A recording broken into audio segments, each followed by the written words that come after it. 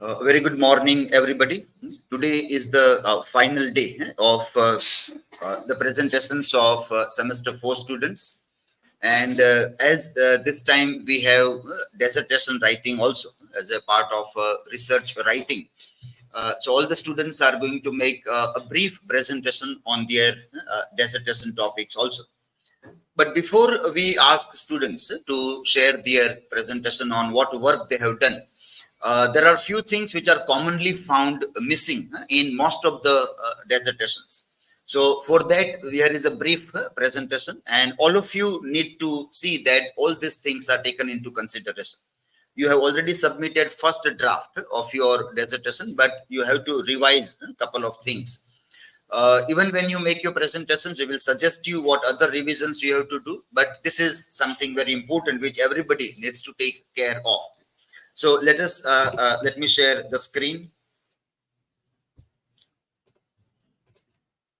Yes, you can add this screen. So in this workshop presentation by students, we want to talk about key aspects which one has to keep in mind while writing the dissertation, which can be applicable to for PhD writings also. So these are some of the FAQs kind of thing, frequently asked questions, and these are to be done by the students themselves. You have to ask yourself some of the questions after writing the first draft of your dissertation. Questions for self-reflection. So normally we have divided chapters, dissertation in 5 chapters, and it can be 6th one also if there is a requirement. But normal framework is there is introduction, then in the second chapter there is literature review, then 2 or 3 core chapters of analysis, and finally conclusion, followed by bibliography. All the chapters end with work cited, and all the chapters end with bibliographical record. That all you are aware about. So now when you think of first chapter, whether these things are available in your first chapter or not, that you have to ask. If it is there, it is fine. If it is not, you have to add this thing. So is the topic and title properly introduced and explained in the initial part, whatever topic you are talking about? Some of you have started working on some idea, for example, existentialism or film studies, instead of talking on the entire topic. So what you are trying to do, your topic is suggesting that this is what you are trying to look. So ask yourself whether your topic and or title are properly introduced and explained. Remember, topic and title also is different. I think it is not one and the same. Title is more specific, topic is more general about that idea. So you have to go from general to particular in your thesis, from general to particular. So whichever area you have taken on.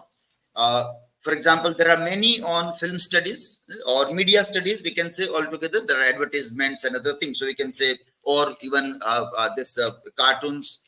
So media study, if you see, then that is the general area from where you are entering into film adaptation, cinema, advertisement, or this cartoons and other things there. Eco-criticism becomes your general area.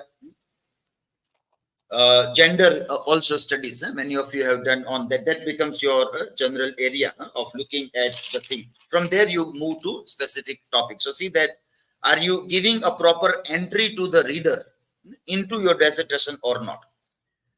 Second is the theoretical framework mentioned in this first chapter, which theories you are going to use, and within that scaffolding of theoretical framework, how you are going to explore particular texts, particular thing, how you are going to explore. So what is your broad theoretical framework within which you are trying to look at it? Is about the author written within the contextual framework of the dissertation topic. Now, there may be many things in the life of author, but those things may not be relevant to your dissertation. So you have to find what is relevant to your topic and the writer's life. So that you have to give as a connection. I don't think anybody is doing autobiographical studies, so that part is not important here very much. But If you are, for example, doing in Amitav Ghosh, eco-critical criticism, then many other aspects of his life may not be important to talk about eco-critical things there. So that way you have to see author, and within the contextual framework, you have to introduce the author. Are selected texts introduced with reference to the dissertation topic? So in the introduction, you have to give introduction to your primary texts or primary sources. So that needs to be introduced here. And again, with the context of your topic. We know that the same text can be seen from a variety of angles. The same text can be seen. So all those angles are not important for me. All those perspectives are not important for me. That part in that text also is not important for me. Text may have many things. But what is relevant to me in my dissertation topic, only that part I have to introduce in the initial part. Are research questions and hypotheses mentioned at the end of the chapter? Your chapter should end with either research questions or hypothesis. Many of you have written both. Well, fine, we allow that. If you have written both also, no problem. But if there are questions, then it should always end with question mark. Question statement should be given. Hypothesis should be written as bulleted points. Statements are normally written, not paragraphs in hypothesis. So hypothetical statements and research questions. Many of you have written both. We will accept both the things also. And are in-text citations referred in parentheses and mentioned in work cited at the end of this chapter or not? So that is the final part that you have to see, which I think most of you have done also. Only there is slight problem in text putting that we will suggest when you make your presentations. Second chapter about literature review. So everybody will follow the same pattern of writing the thing, and most of you have followed. I think everybody has followed the same pattern. How many articles, theses, books, etc. are reviewed? So now we want some kind of chart or a paragraph in which you are writing that this many numbers, articles, theses, books you have reviewed, and out of that, this many you found relevant. This is missing in everybody's writing. This you have not mentioned. With all that, you can prepare tables also. In the workshop, we suggested you that table you can put in appendix at the end when there's one research with questionnaire. So in the appendix, after bibliography, you are putting appendix. So that work can be put there also. Not necessarily in the chapter, but in chapter you can write in the initial paragraph that you reviewed this many articles, theses, books, and then you are seeing this as a research gap. Are the beginnings and closing paragraphs interlinked to give smooth flow to the readers? This beginning and closing paragraph is about dissertation. Sorry, not dissertation, about your articles that you have reviewed. Articles, dissertation, books, anything that you have reviewed. Closing and beginning paragraph. Again, this is linking with the workshop that we have done, and where we suggested there are 6 steps of doing literature review. And there was this case study also was discussed, that how you link the thing so that smooth flow is given. This you have to ask yourself and see the thing that how you have done this. Is the chapter written with introduction and conclusion of the review of related literature? This very chapter also, many of you have written with that, but you still try to give this subtitles, introduction, conclusion to this chapter also. Is the research gap, this is very important, clearly identified and mentioned in the concluding paragraph of this chapter? So now you found a gap, and that you are going to fill with analysis, but it should be clearly mentioned that this is the research gap. Is the research gap matching with the research questions and hypotheses mentioned in the previous chapter? This linking is very important. This is again missing. So all chapters should not seem like they are separate chapters. These chapters are connected. How will you connect it? So when you write something in a subsequent chapters, it is connected with the previous one. Here we are connecting in this manner, that from hypothesis and your research questions, the gap should be emerging, and that should be supported by your review of related literature. That this work is done, that work is done, this way people have seen, that way people have seen, but in this manner they have not seen. So you are doing that work. That is how you write about, these are linguistic markers to write about research gap. So that is second chapter. Then third and fourth chapters, or if you are writing 3 chapters, then core analysis of the text will be there. So is the analysis done with the help of research questions, hypothesis, and research gap mentioned in previous chapters? This is very important. So whenever you do analysis, you have to refer to, as discussed in chapter number 1, research question number so and so, or hypothetical statement number so and so. This is the analysis. Or as we have seen in the research gap, that this way still the things are not seen. Here we are trying to see that. You have to write it so that the reader can clearly understand that your analysis is connected with first 2 chapters. Are articles, books, thesis, etc. reviewed in chapter 2 referred to bring home the argument or interpretation or inferences in these chapters? So time and again, you have to use all those people whose works you have reviewed.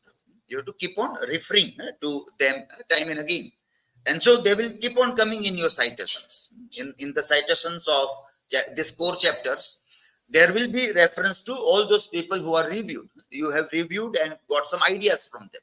And that ideas you will be using with their in-text citation. And then you are doing analysis also. Are textual evidences in form of quotes from the text written in these chapters, which is very important. Many of you have written, if it is not there in your chapter, quotes from the texts, then you should mention, and you should mention it in a separate manner. There should be indentation on both the sides. These are mechanics of writing. We have presentation yesterday on mechanics of writing. So how quotes are mentioned. Quotes have indentation, means margins on both the sides of writing. So that is there. I think I have seen in 1 or 2 dissertations also that. So that way in double inverted commas, you will mention those things. Are interpretations based on the evidences from reviewed literature and supported from literary text? Whatever interpretations you are doing in analysis, it should be based on the evidence of 2 things. One, reviewed literature, and another one, core text. From that you have to support your argument. Are you able to add your own understanding to the analysis? This is again something very important. What your own way of looking at whatever you have done. And are you able to apply the relevant literary theories by analyzing the text? Whichever core area you are looking, either film studies or eco-criticism or media studies, this framework in the first chapter you are talking about, theoretical framework, is that applied relevantly or not while you are doing analysis?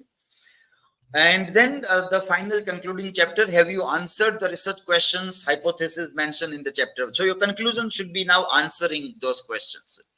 At 1 or 2 places, I have seen you have written summary of entire thesis in conclusion. You are not supposed to write summary. Summary and conclusion is different. So here you are supposed to answer now the research questions and hypothesis mentioned in chapter number 1. Then research gaps were identified in chapter number 2.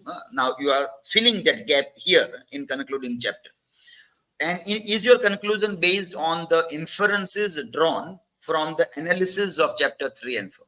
Whatever interpretations you have done, and then you have drawn some inferences. Your own way of looking you have brought. That your own way of drawing inferences should come here. So what we see here is that conclusion will be connected with chapter number 1 with answers to questions and hypothesis, with chapter number 2 with research gap, and with chapter number 3 inferences and interpretations drawn from that. This way your conclusion is bringing out material from first, second, and third or fourth chapters.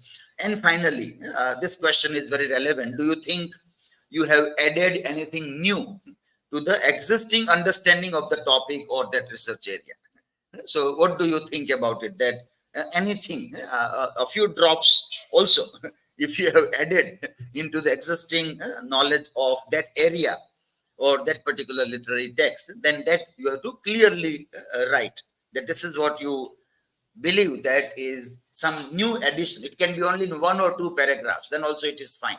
But that is very valuable, that you believe that you have added something to that. Your belief may be a wrong belief. but at least you should believe that I have added something that I know. But your understanding of that may not be quite correct, but at least you should be confident that I have tried to add, and I know that all researches are supposed to add to existing knowledge systems, or the analysis of those topics or literary texts which are being done. So this way you have to see that your works are being properly designed and presented or not. Finally, ask yourself, is the dissertation written cohesively with a smooth flow of ideas and arguments? It happens that you might have started first chapter at the beginning of the semester, and within the subsequent time of 3 months, many things might change also. So initially the chapters are written with lots of detailing. Coming down to the concluding chapter, hardly 1 or 2 pages are written. So that all you have to sync together. All chapters should be equally divided, and you have to see that cohesively they are written with a smooth flow.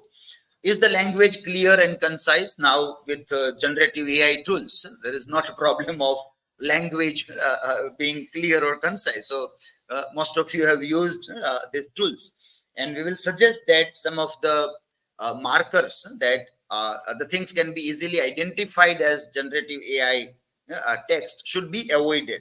You have to replace those words, and you have to see that that doesn't happen. Yesterday we have seen some of the examples from published work, that how even very renowned scientists and their publications have those kinds of things. So you have to try to see that it is avoiding. When you use generative AI tools, what happens is that it will give some kind of beginning and ending in the response that is generated. So in one chapter, if you are using it 5 times, you get 5 beginnings and 5 endings. Now you have to think that how you will use that. Every time you say, now I conclude, then again you start something new. Then again you say, overall I say so and so thing. Then again you start new and say, summing up so and so thing. So that means that you have not cohesively organized the language.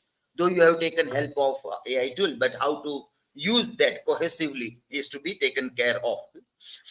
Are there any grammatical or spelling errors? Now there are very less chances of those things with the generative AI, or people use Grammarly and many other such tools. So most of those things are now avoided easily. Are all sources cited properly in text and in the work cited section? Have you followed the guidelines provided by your university or department for formatting and structuring the dissertation? Here still we have to give you several certificates. Another thing like front page, how should it look, page numbers, title, that we will talk about. We have not given you, but you have to follow this also, and everybody should have that uniformity in even you can't select your own font also. Times New Roman font, 12 size should be there, 1.5 gap in between 2 lines, subtitle 14, main title 16 font size. That is should be common in also. That you have to be very careful when the final print you are taking for the submission to university.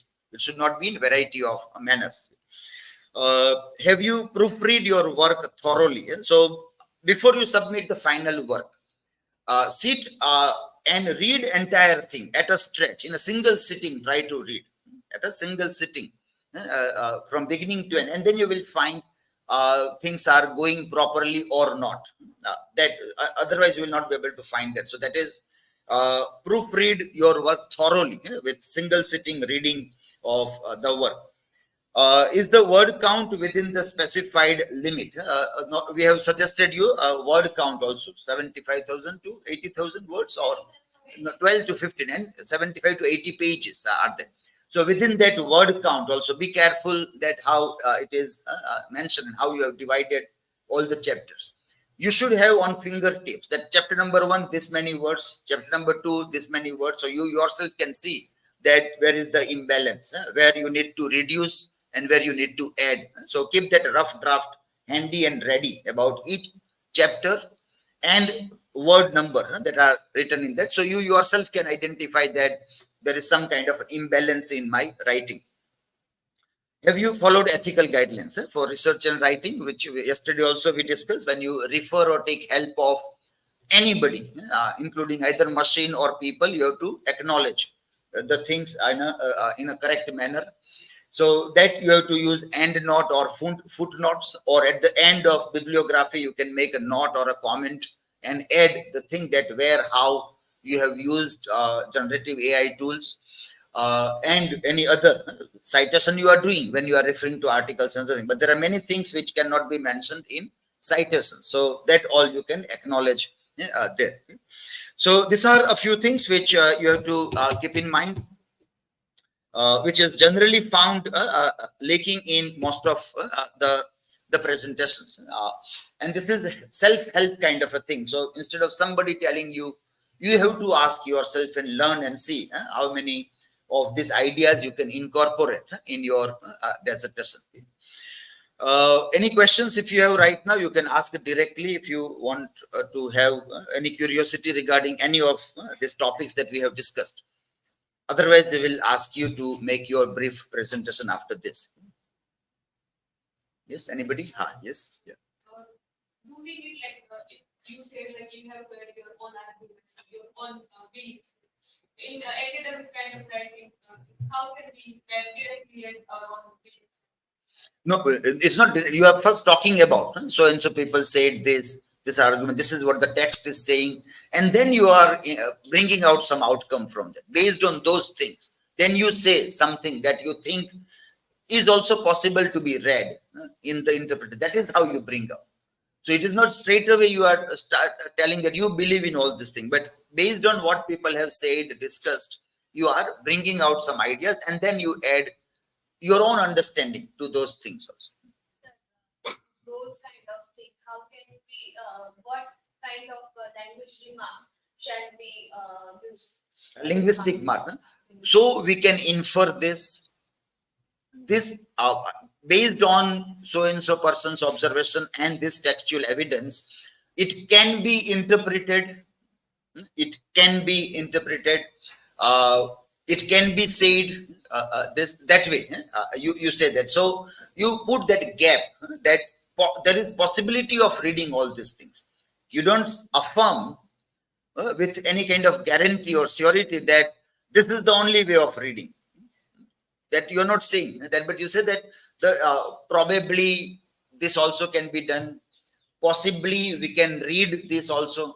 So use this remark in linguistic markers like probably, possibly, it can be said, it can be inferred, it is possible to read so and so kind of things also. These are all those linguistic markers which you can use for drawing inferences. Inferences are not said with the language of surety or certainty, but the language of possibilities, probabilities that is used when we write those things. By that way, you are saying that in a given context, given framework, when you enter into this dialogue or discourse and you do reading of a text in this manner, then this reading is possible. Otherwise, it is not possible. So it can be challenged, and you can say, no, I don't say that this is the final words, but in this pathway, if you enter into this, possibly, probably, we can draw these inferences also. That is your tone of writing. Your stance is of this nature when you write that part. Yes, any other questions, anybody? About any general things? Okay, so then we will start roll number wise. Number one, we will start, and you will make a brief presentation on your work that you have done. Okay?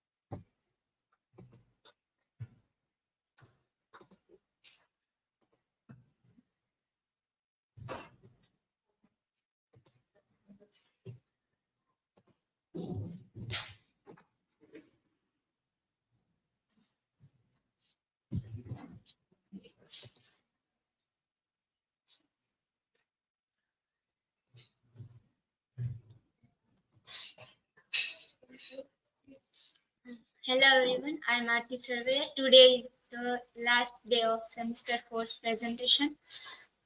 In this presentation, I am going to present on my dissertation topic. My dissertation's topic is From Kurukshetra to Contemporary India, an analysis of mythical elements in Shashi Tharoor's The Great Indian Novel. These are the 5 chapters which I have discussed in my dissertation. First, in the first introductory chapter, I have write about the writer, about the novel, the about the novel, about the Mahabharat, which is connected with this novel. How Tharoor has implies this novel's characters in this, and I have also told about the political career of Shashi Tharoor. So, Shashi Tharoor is an author, politician. No need to say this. What you have said that you have written about the author. So you just have to tell what you have done. No need to read any of the content of that. So you talked about author and novel. Now come to the next one.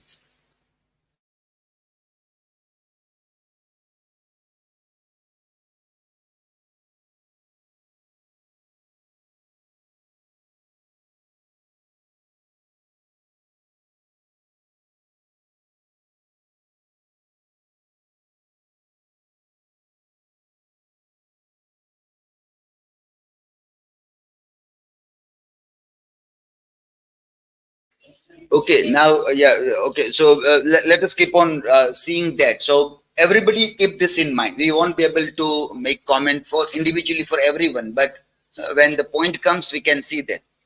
In the title, you have said an analysis. You have not said comparative analysis, but you are in the beginning. You are saying you are doing comparative study.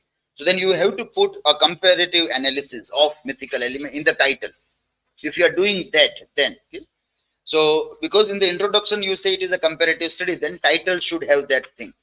That's how we see the title is justified in the analysis. And whatever you are doing in analysis should come in the title also.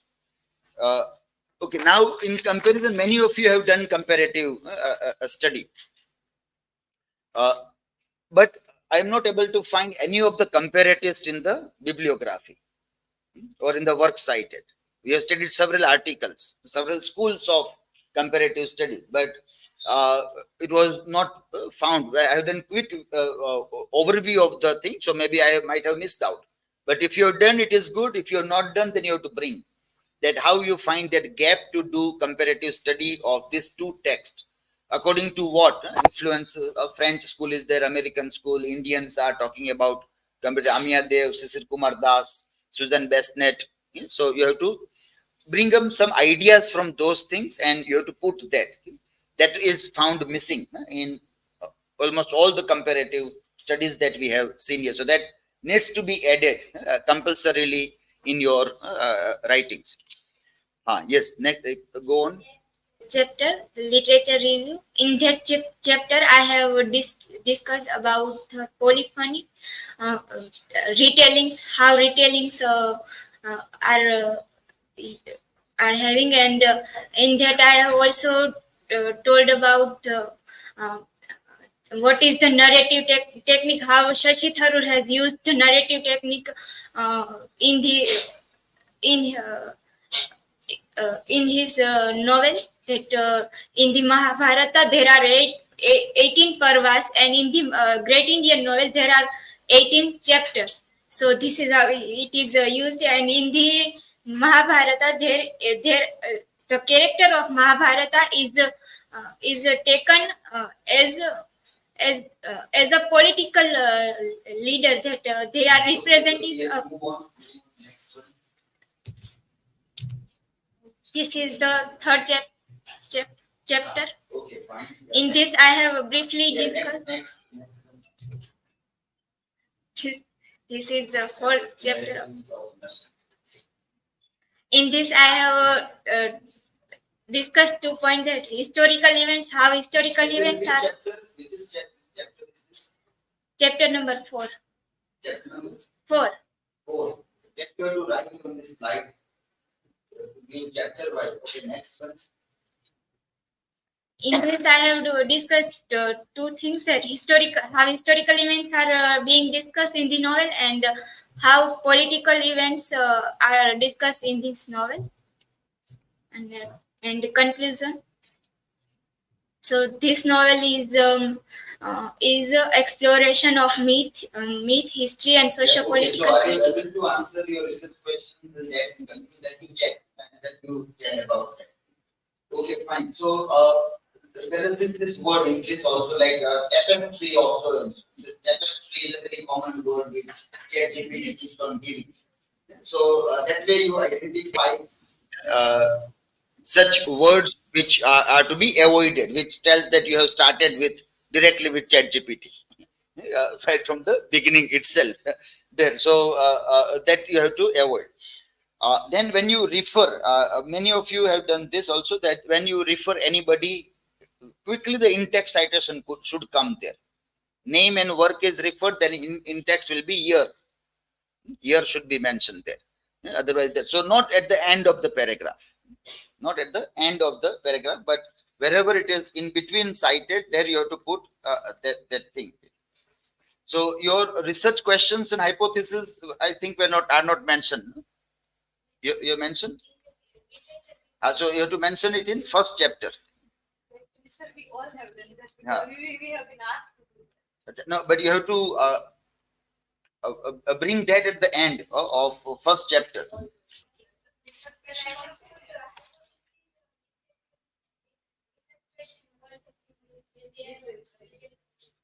No, first you have hypothesis, then you do review, and then you get research gap.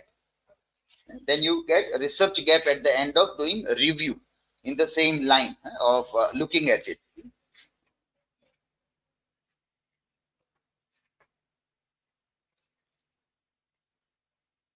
So in the introduction, you say what you are planning to do. What you are planning to do is your hypothesis or your research questions. And then to support your research question, you are trying to do a review. And then you may find that some of the questions are answered. The ones which are not answered are research gap. That becomes your research gap. And then you try to fill with analysis part there. And in citation, capitalization you have to remove. In citation, many of you have written lots of full capital letters. That should be removed from that. Underline also should be removed from this references and citations. Okay, next one we can this next one.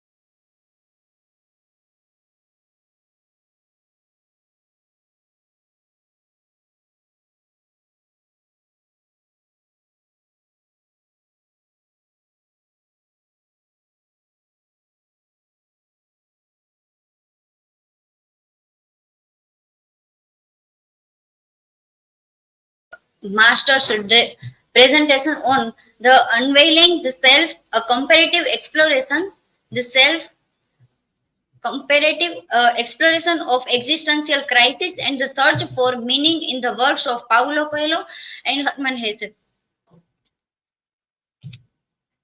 This is academic information, chapter 1, introduction, in which I introduce the first existence. Existence is being actual or reality, and existential crisis. Here, I first explore existential crisis is a part of being alive, and it means you are working through an important life, important life task to avoid negative personal and societal outcomes. and three proposed for resolve existential crisis is to resolve matching one person to another and matching a person to a career and behavioral training on a social perspective taking. And then a theoretical framework of Albert Camus, in which uh, theoretical frameworks of Albert Camus in Camus, Albert Camus's philosophy of the absurd, which explores the fundamental distorts between the human beings, and he search for meaning and the inherent meaninglessness of the universe, and authenticity and self-realization in Paulo Coelho's and Hermann Hesse's selected novels, in which Camus emphasizing on living authentically and creating one's own meaning in the journey in self-discovery to and self-realization. And I introduced the three novels of two of Paulo Coelho's and one by Hermann Hesse, Siddharth. In chapter 2, objectives or the research aim. My objectives is the explorations of how Hermann Hesse and Paulo Coelho tackle heavy themes, having themes like existential. In chapter 3, in the quest and journey from self to self in Paulo Coelho's two novels, Alchemist and Veronica Decides to Die, in which the role of love in Santiago's is the protagonist of the novels, and in which when he goes to the desert, there he present the role of love in a symbol, and Veronica Decides to Die. There is a quest for existence, in which Yes, so see, in one you are having 4 subpoints, and another only 2 subpoints. That is where uniformity is necessary.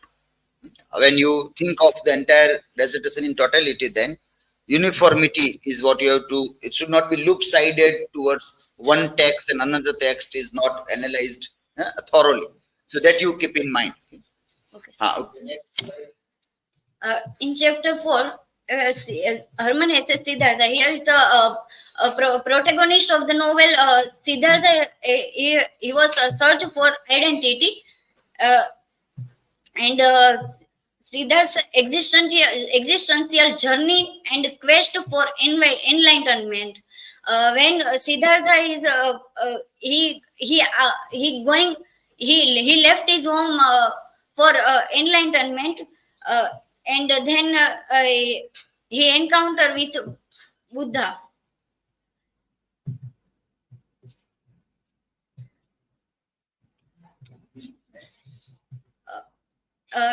In conclusion,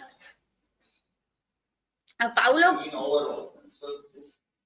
In overall, you can understand what is in overall. That is what you have to avoid and you have to proofreading. Language, you have to work on that, you have to see that what kind of edits you have to do in the language. Okay, so you have taken 2 and 1. That also is imbalance. Right now, let it be there, but then you have to keep in mind that 2 texts of one author, then 2 of another author also, or 1 or 1, that or why it is necessary to take 2 from 1 and 1 from another. That you have to keep in mind. Okay, next slide. Keep it. Bibliography.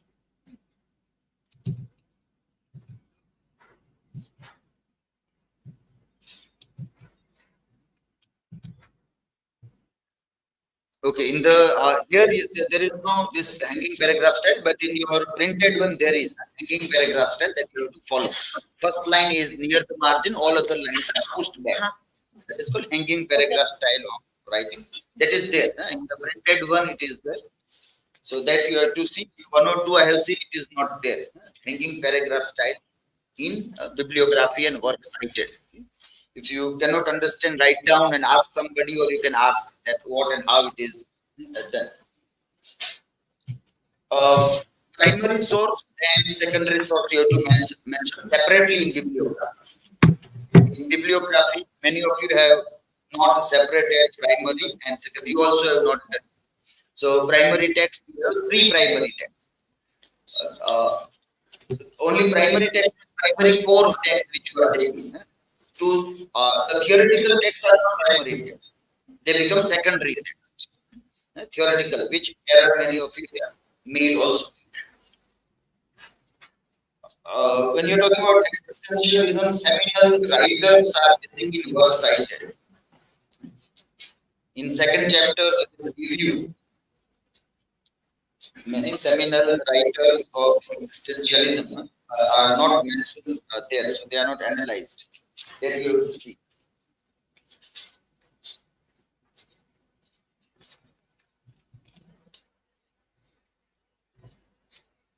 Okay, next one.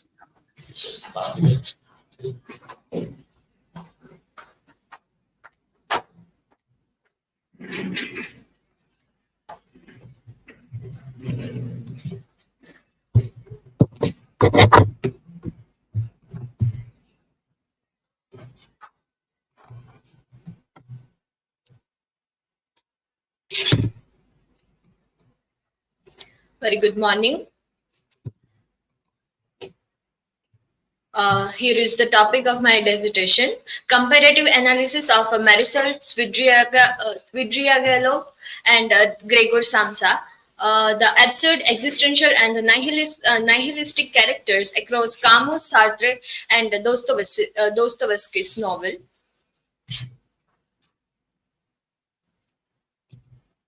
Sorry, here is the mistake in my title, that it's not the absurd, existential, and nihilistic characters across Camus, Dostoevsky, and Franz Kafka. Here is the included points. First one is introduction, in which I have talked about philosophy's history, philosophy's history, and Dostoevsky's Crime and Punishment, Albert Camus' Stranger, and Franz Kafka's the personal information, as well as their life's information. And in the literature review, I have found some articles that are mentioning that that how Crime and Punishment is nihilistic as well as absurdist and existential. The same way, The Stranger and Metamorphosis are also the existential but absurdist and existential novel. But in this dissertation, I aim to work upon find the fine line between the characteristic that differs each character from each character different from each other. Like Svidrigailov is not is particularly a nihilistic character, and the absurdism in the Stranger, the Meursault is absurd, and existentialism metaphor in the Metamorphosis, the Gregor Samsa is existential character. And I have tried to give the characteristics. Next slide. Here are the hypotheses and research questions. In the chapter 3, Beyond Morality, Svidrigailov's Nihilistic Existence, in which I have tried to give the nihilistic characteristic of Svidrigailov. And in the chapter 4, The Logic of Absurd, Unveiling Meursault's Philosophical Rebellion, in which I have discussed about the absurdism of Meursault. And the chapter 5, Disgust and the Despair of Monstrous Metaphors. In this chapter, I have talked about the Metamorphosis as an existential novel rather than the absurd one. And here is the bibliography. I have written the in the slides. Okay, so conclusion is also very short, so you need to expand that.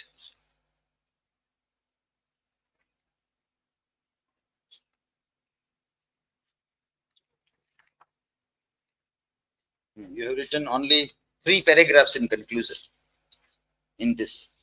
So that needs to be seen that you are writing in 6 chapters. So 6 chapters should be evenly divided.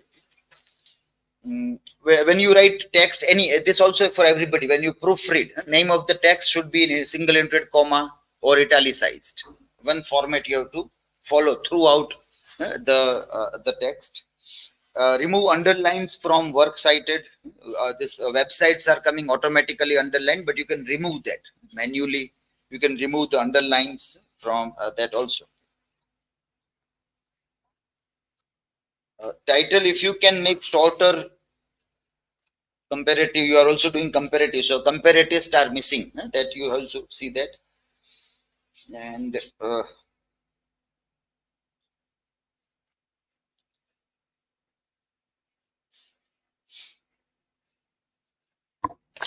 try to see if you can make it shorter, otherwise let it be as it is.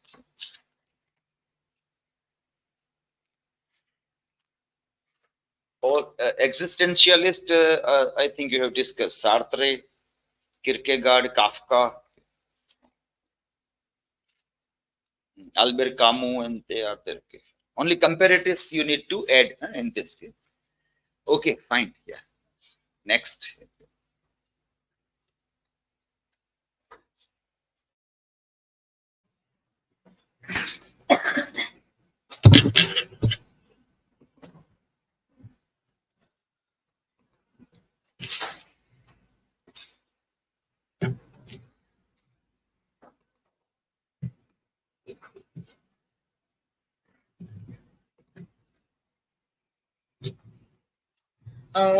Good afternoon, everyone. Today, my dissertation topic is a comparative study of Shakespearean tragedies, Othello, Hamlet, Macbeth, and their Bollywood film adaptation by Vishal Bharadwaj. So, this is my table of content which I have gone through in my dissertation. So in introduction, I'll start with film studies and film study in literature and adaptation in literature, and what is about what is adaptation, and I also give some information about adaptation and theories and types of adaptations. After that, challenges of adaptation and adapter, and I also in last talked about tragedies and Shakespeare tragedy and Greek tragedies, and after that adapting of Shakespearean tragedy in Bollywood. In the second chapter, in dissertation, I'm talking about literature review of Macbeth, Othello, and Hamlet and their Bollywood adaptation. In this, many of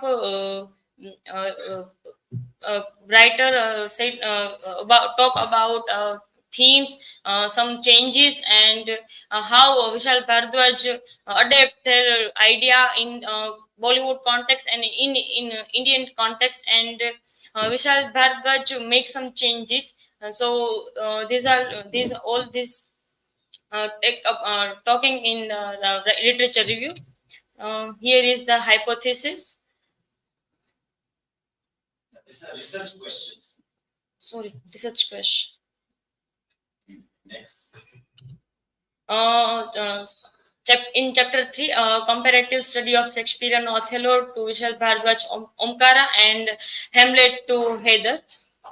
So in this chapter, I have written about talk about first in about introduction of Shakespeare, and after that about Vishal Bharadwaj's Omkara, and comparative analysis with novel with Phil, and how Yes. Now, see this data analysis and data, it won't be there. Data analysis. What do you mean by data here? So that needs to be rectified. That word, only interpretation is fine. Analysis and interpretation is fine, rather than data.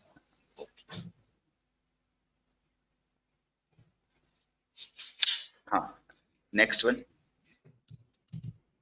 In chapter 4, I compare the Shakespeare's Macbeth to adaptation of Vishal Bharadwaj to Makbul. Some comparison with analysis and interpretation of this play to Bollywood adaptation, and some innovative elements and contextualization in Makbul apart from replicating a Macbeth. Some changes also done by Vishal Bharadwaj. I have written conclusion in dissertation, but I did not mention here. Here is a bibliography.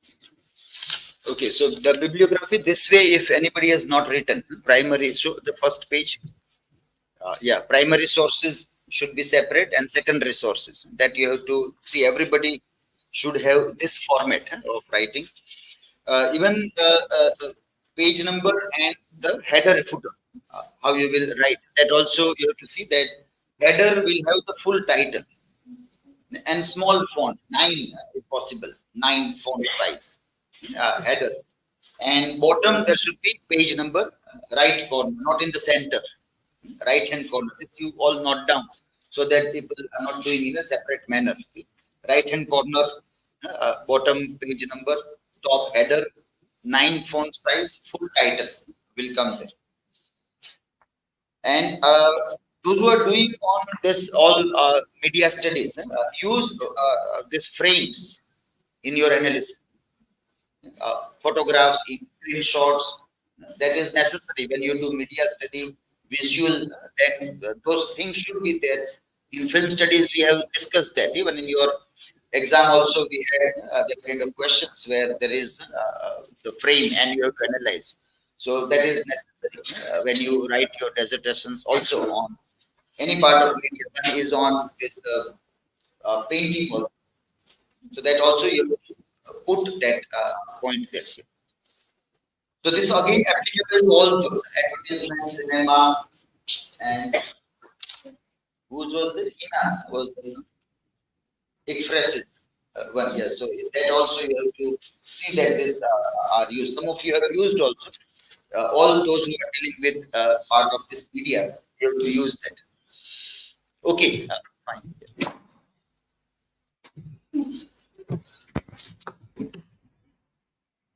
You need to work on your title. So see that this is still not organized properly. Comparative, that is applicable here also. Comparative star missing.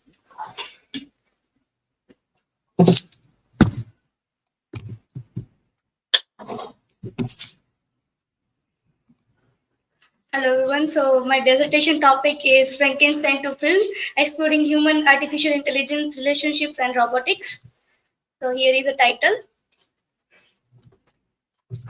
So these are the chapterization which I have done in my dissertation.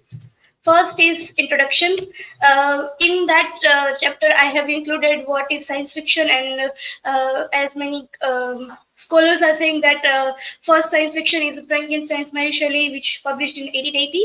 And after that, I have included the representation of robots, AI in the films. Like I have chosen 4 films: Blade Runner, I, Robots, Her, and Ex Machina.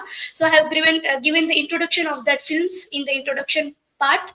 And after that, there is a chapter of literature review. So in that chapter, there are many articles which are supporting the argument of that how Frankenstein is a 21st century artificial intelligence and Frankenstein's influence on that. And after that, Adam's creation, like robots creation, and Asimov's 3 laws of robots in movies, and that things. And here is the hypothesis. Now here is the research question, which I have raised, like manipulation of AI and these kind of things in that movies, that how artificial intelligence is represented, and a relationship of creation and creator. So in chapter 3, I have selected 2 movies, which is Ex Machina and Her. So I have analyzed 2 movies in the connection of Frankenstein, that how Ex Machina is talking about that relationship of creator and creation, and after that one is a Her. This film is talking about how artificial intelligence has a emotional connection with Spicken Johnson, who is protagonist of this film. So here is the that, and another point is how they are compared with this Frankenstein. Another chapter 4 is chapter 4 has two movies, which is I, Robot and Blade Runner. So in that we could find that how this ethical concern of Mary Shelley's and how these are connected with robots and these kind of things, and Blade Runner talking about humanity and artificial intelligence and how their replicants have identity crises and this kind of things. And like our Frankenstein's monster is in a focus in my dissertation, so that's how I have chapterized these things. Another last chapter is conclusion. So in I have added that how this is connected with ambition, responsibility of creation, and ethical concern of Mary Shelley, and how Mary Shelley is concerned with the things of robotics and artificial things. So yeah, that's the concluding part of things, and here is a bibliography. Thank you. Okay, so in conclusion, you can take this part that normally the science fictions are mythologized as something dangerous. They try to consider science and AI in a similar pattern. So how that myth can be busted out? That is it really that science and that was dangerous or not? That as we see that Frankenstein tries to talk about organ transplantation, but today what we see is that it is helpful to people. So if we mythify the idea that if you will do this, it will be dangerous, it will turn into monster only. But we don't see that the people who are living with transplant organs are monstrous people. So I have used this argument in the chapter 4, like when I'm talking about I, Robot, there is this protagonist who is also have a artificial hand, but though his perspective towards robots is very dangerous. So I have talked about this in chapter 4. That you see that. I have done that. This, if you have referred, this one was also a writer where there are several references which you can keep in mind.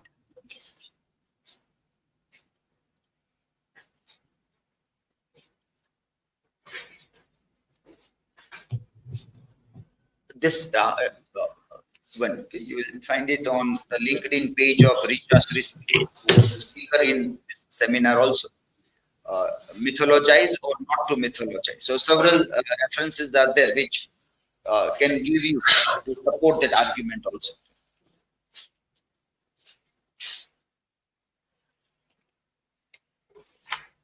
Okay, next one.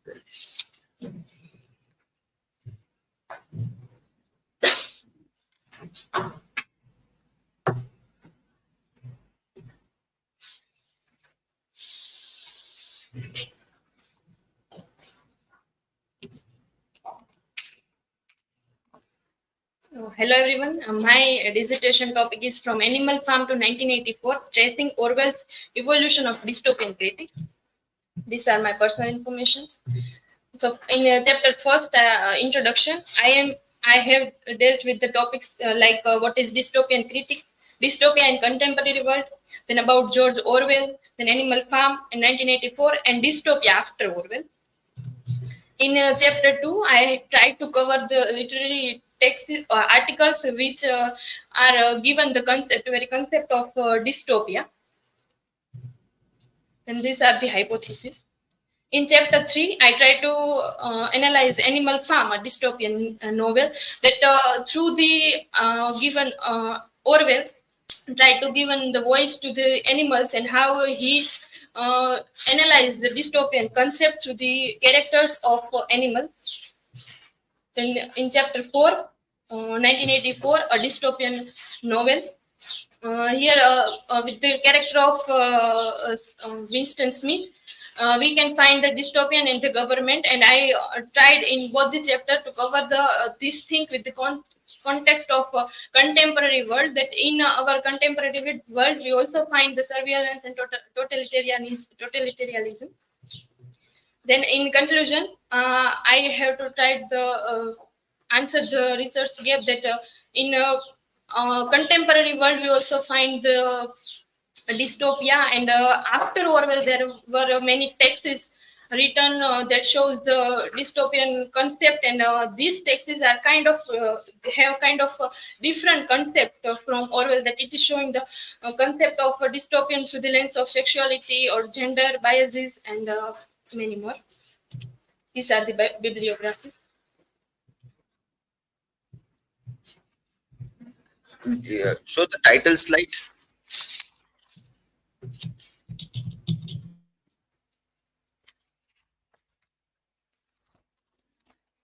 Title you need to rework. It is evaluation or evolution. Here you have written evaluation. There it is evolution.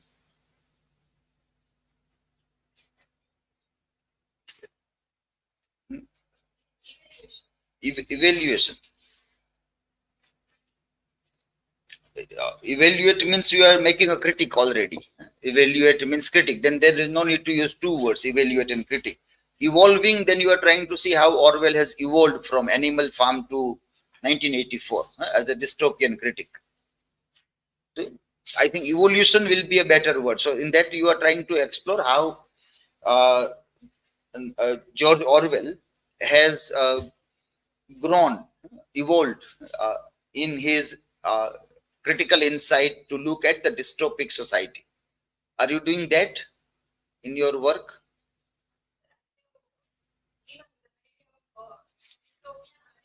In Animal Farm in 1984, not progress of Orwell, but I also added the post-Orwell dystopia. Your topic says that you are tracing Orwell's evolution of this. So that's why we suggested that what is your title, how you are introducing. If you think of that, you yourself will know that there is problem with my title. I am not doing what my title is suggesting. Again, everybody should see this. That every time you will not able to pinpoint, but you see that what your title is suggesting. If you think on that, you will come to know that is your conclusion reaching the same or not. So here there is that problem, that what you are doing and what your title is suggesting is different. So need to look and see that this is rectified. Now you can't change the dissertation, but you can change the title. So make the title suitable to your conclusion. That way you have to say that. Okay, yeah, next one.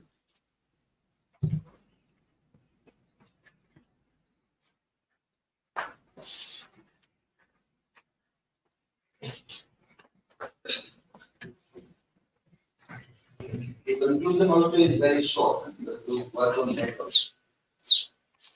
Equal distribution of chapters is required.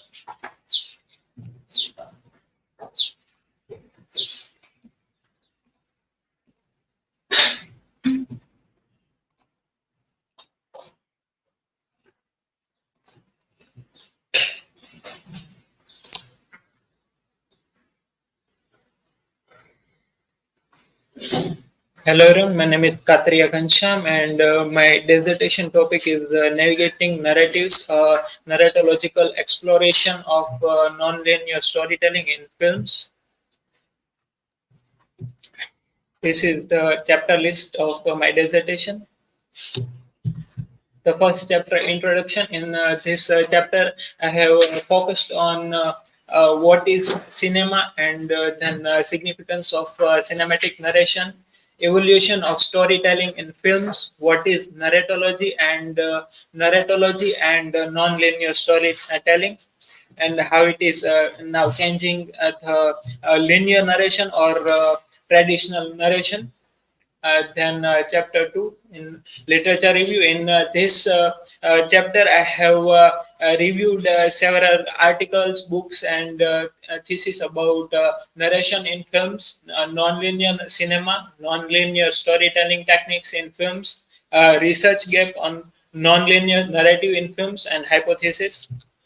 In my hypothesis, this is my hypothesis, how nonlinear techniques contribute to thematic depth, psychological realism, and postmodern perspective compared to traditional linear storytelling. The strategies employed by nonlinear films to balance narrative complexity with viewers' comprehension, the innovative ways in which nonlinear films represent characters' subjective experience, memories, and identity through manipulating cinematic time, the assimilation of avant-garde narrative practice into mainstream nonlinear films while adhering to commercial conventions.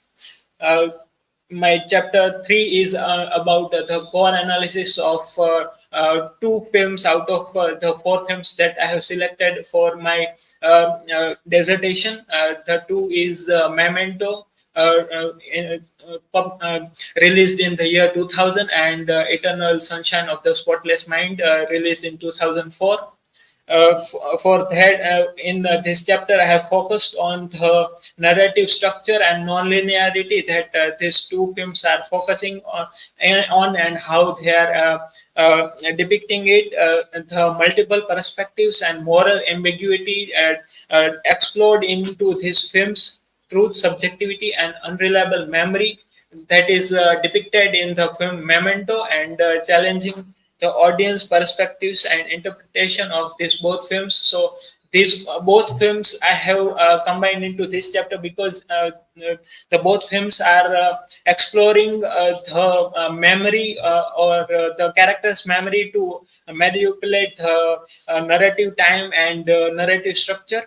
Yes. Now see here, what you use as a sentence, no, that these 2 films I have compared here because this thing. Instead, you should say that so and so comparatist said this, and based on that ground, I am comparing this, and then I am finding this. If you put in that manner, then you know that where and how you have to use theoretical framework. So comparatists and their theoretical framework you are using, then you say I am in that framework doing this, and this is what I am concluding.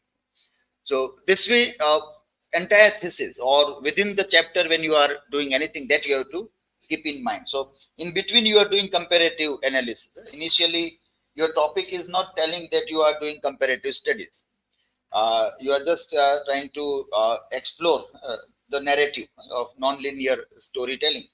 But in between you start doing comparison also. So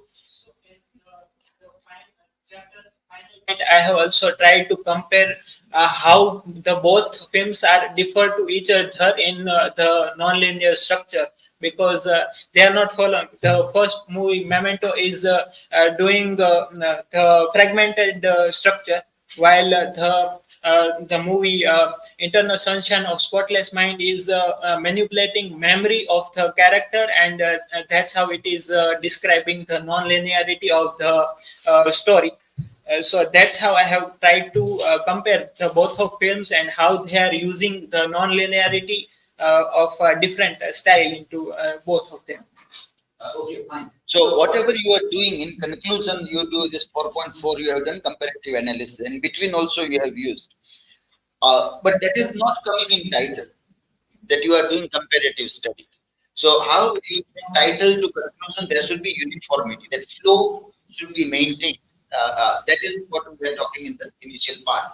That when you read your thing, you keep on asking yourself, what I am suggesting here, what I am doing, how will I justify the things, and comparative analysis necessary for me.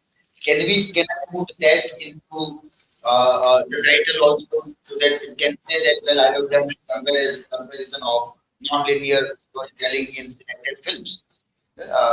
Even word selected you can use narratological exploration of non-linear storytelling in films, which suggests you have taken so many films, but you are not confused. So you can use the word selected. So that you do. In 3.2 you are not doing comparison, but 3.3 you are doing. So you are comparing both the things in that chapter together of after doing analysis. Yes, sir. So once you enter into comparison, you will have to bring in comparatist. That how you get a license to do comparison. That what is that theoretical framework within which you are doing that is like you do in feminism, then you have to bring science only who are Virginia. You can't do that without them. There is a huge problem of most of the people who do comparative studies, even in PhDs also. Not only it's not only our problem, it's a problem throughout India. They will use very loosely the word comparative analysis. And they don't know what comparative is. See how that debate has gone about comparison. That's why we have syllabus paper and we have these articles about how the gap is found by many people. So you have to now bring those things to find your gap also. Okay, this next one. So in the chapter 4, I have selected two films, Pulp Fiction and Rashomon, and I have tried to explore the narrative structure and non-linearity that the both films impose multiple perspectives and moral ambiguity, truth subjectivity, unreliable memory, challenging audience perception and interpretation. So these both movies are character-driven movies, and through that type of character perception and episodic format, they are implying the non-linearity. I have done this comparative analysis of both the films in their chapter of 3 and 4 into that. Then chapter 5 conclusion. In that I have tried to summarize that how the non-linear storytelling is having how the audience is responding to them, then how it is necessary for this type of narration, as now the traditional and linear structure is not affecting the audience that much, and this type of non-linear structure and storytelling is captivating and trying to and the audience is more focused in this type of storytelling, and that's how it is becoming more and more popular in this time. This is bibliography.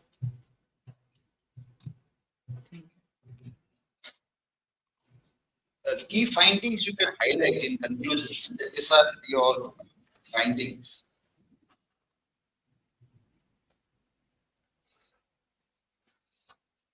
So in the final chapter, couple of times, this paragraphs begin with furthermore, ultimately, moreover, in addition to, secondly, thirdly. This is repeatedly coming. There is again that error of generative text that you need to proofread and remove that part and give uniformity to the entire chapter. Okay, next one.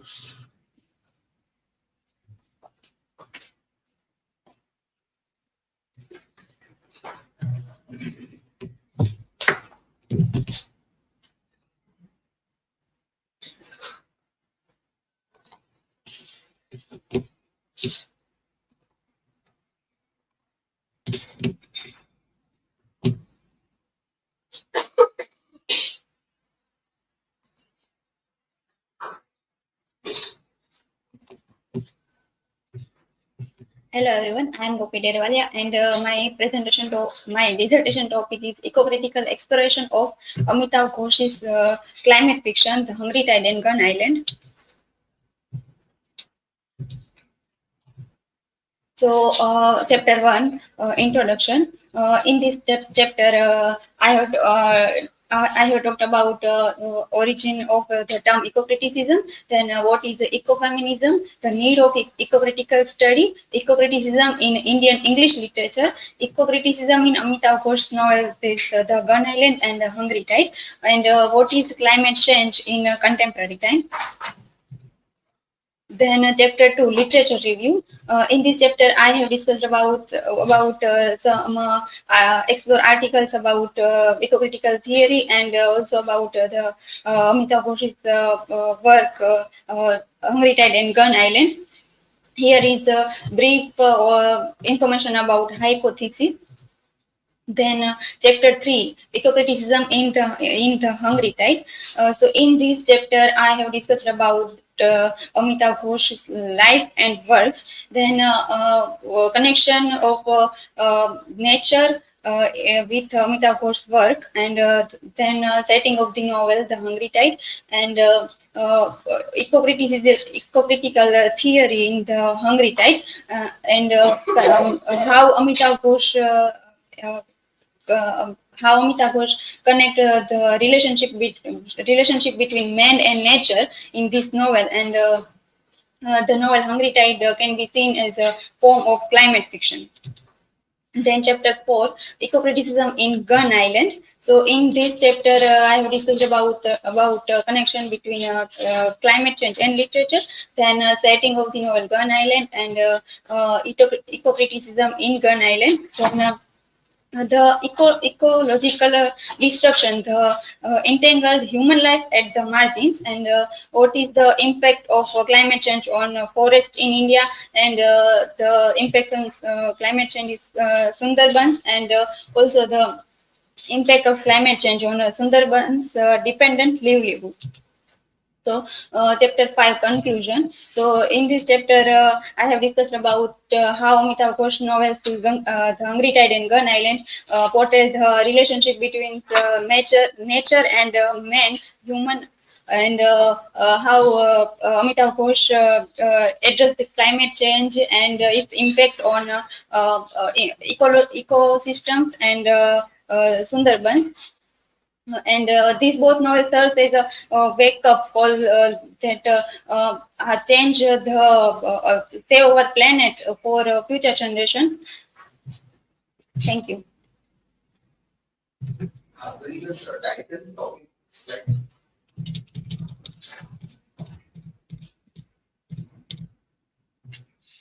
Okay, so a few things which you have to hear in summary in conclusion, so that you try to avoid. Right, conclusion is listed in your bibliography also, primary and secondary. Only 2 texts you are taking as primary, so only 2 will come as primary, others will go to secondary. And your hypothesis, research gap, under research gap, what we have written is research questions. Yes. So research question, not research gap, that is different. Okay. So I think it will be good if everybody pick up that part and we do the conclusion, the ending part of intro. There is research question and hypothesis. Research gap, so it will be separate. Here it is both is confused. Research gap and questions are confused here. In hypothesis, this again everybody try to see that when you write hypothesis, what thing you have to keep in mind. There are 6 hypotheses in this thesis. When your hypothesis is generally talking about your topic, then it is good hypothesis. If it is very specific, then it is problem. So, for example, one hypothesis speaks about Pia, Fakir, Nirmal, particular characters, and they try to see. So, avoid hypothesis about particular characters. But general one, the first one and the last one is good hypothesis. In your 6 out of 6 hypotheses, where there is a general way of trying to find something. So when you are concluding, what's your normal journey? Introduction you do, then you generally look at area, then you slowly move into the particular, you do analysis of the text, and then in the conclusion you are becoming general. So that is the movement of the resolution. From general you move to particular, and then from particular you move to general way of looking. So hypothesis should generalize. Initially, how you hypothesize the thing, and then in conclusion, how really you are supporting those things or not supporting. Sometimes you may find that some of your hypotheses are not supported, or they are challenged also. So that also you can bring conclusion under. Okay, so that is keep in mind. You have written course problem in between with both the sides where this intent test is given in the quotations.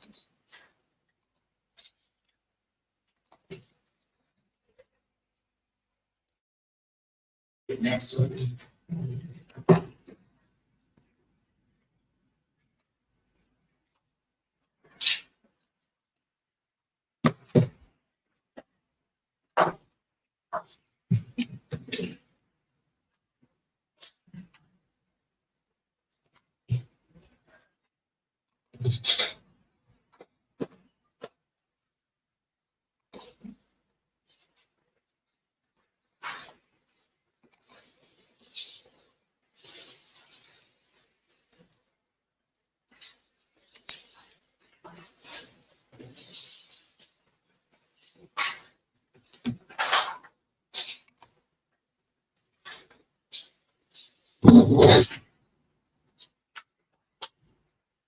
Hello everyone. So my dissertation topic is exploring female trauma in Bucci Emichetta's novel The Choice of Motherhood and Second Class Citizen.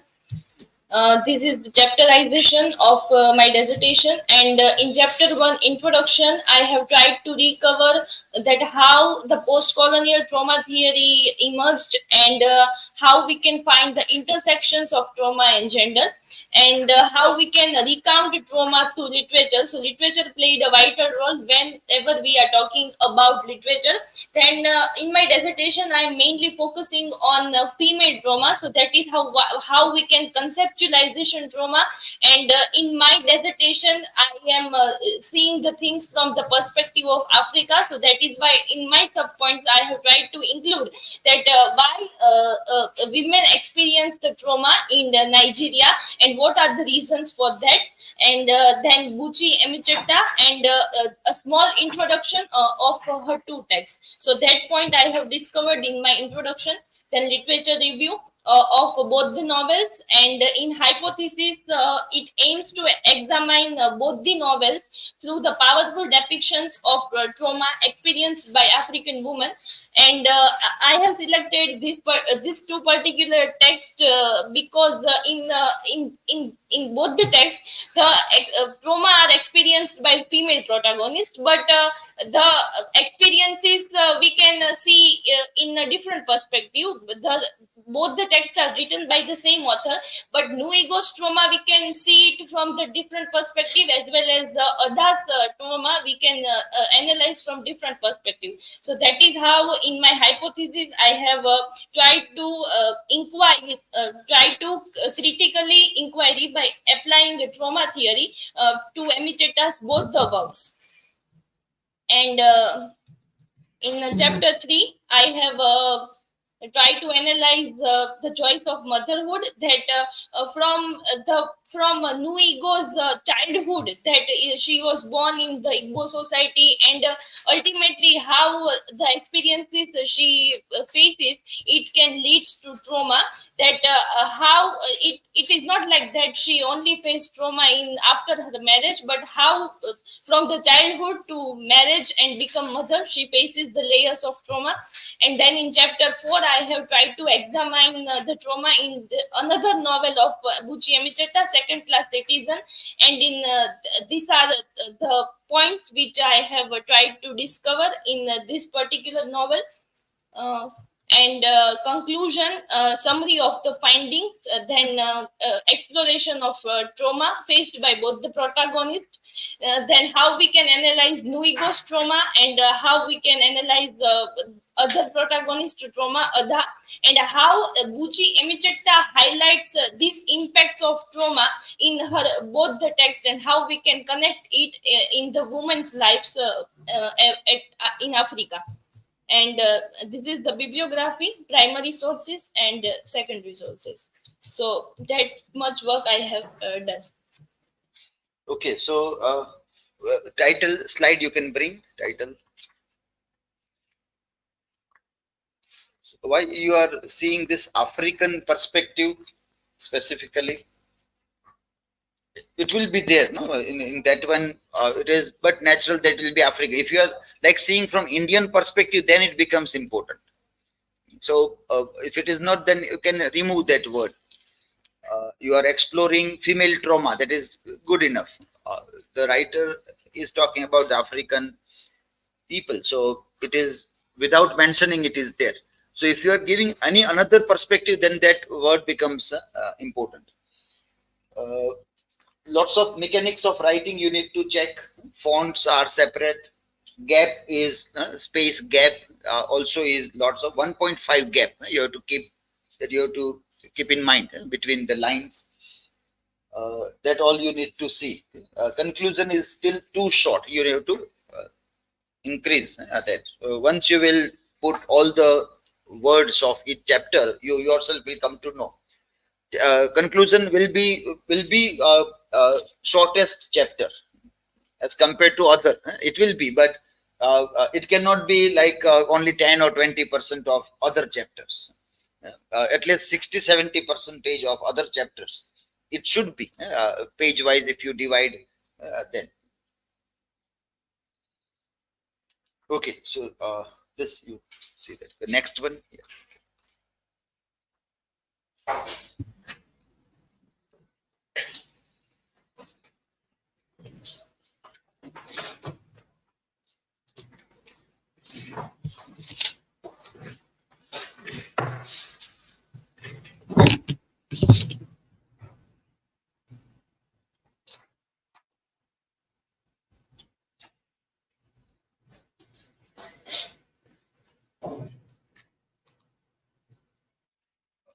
There are many these problems of capitalization in citations, because you might have used copy pasted or resource, so automatically it has taken a full capital. That you need to rectify. There is a way also. If you ask the YouTube, it will show you that how you select all text and convert it into this small fonts. That also you can try. Otherwise, manually you will have to write. You have to type manually to remove capitalization.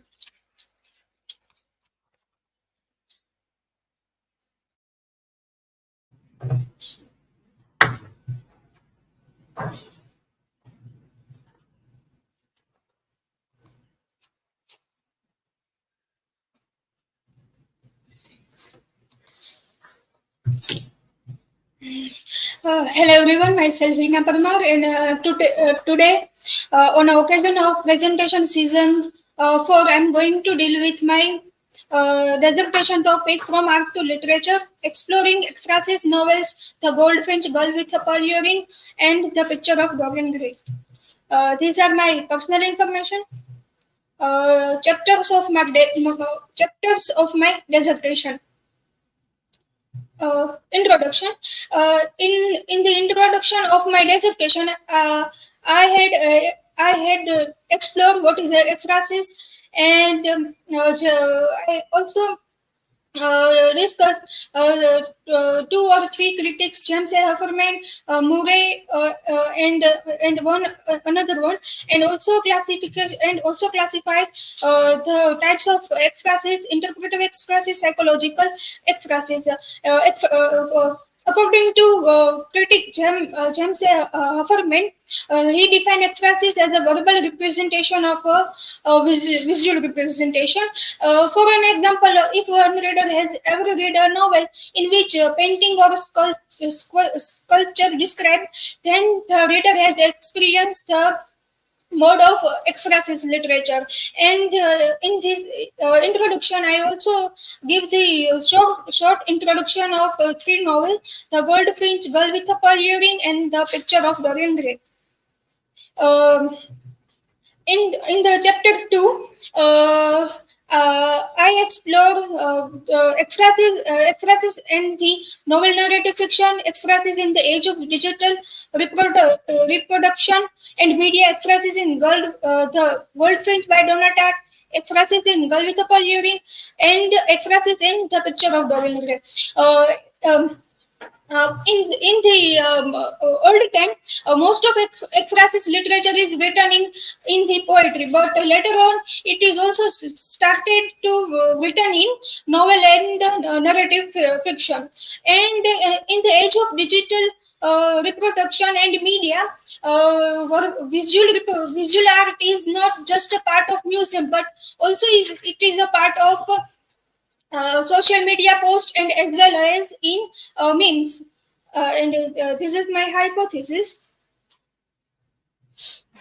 In chapter 3, emphasis in the goldfinch and girl with a polluring, I discussed how emphasis is a part of these two novels. In the goldfinch, this novel is in this novel there is a painting with the same name, the goldfinch, and a character name. In the main character, who is Theo, is connected with this painting, and he is obsessed with this painting. And the other novel, Girl with a Polluring, this novel is a backstory of a famous painter Vermeer, and Vermeer. This is a story of Vermeer, Vermeer is a famous painter, and he is always painted the picture of woman who is doing her day to life work. And in this novel, Girl with a Polluring, there is a maid of the protagonist who is the poor, and the main character, male character who is a painter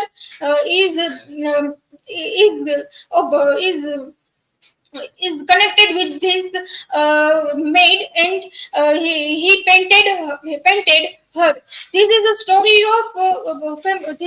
of Vermeer, and in the novel, this story is explored. And in the fourth chapter, emphasis in Oscar Wilde's The Picture of Dorian Gray. In this novel, emphasis is played a vital role, because in this novel, the main character Dorian Gray is obsessed with his portrait, and he also likes his external beauty, and he obsessed with his beauty, and he always want to remain young.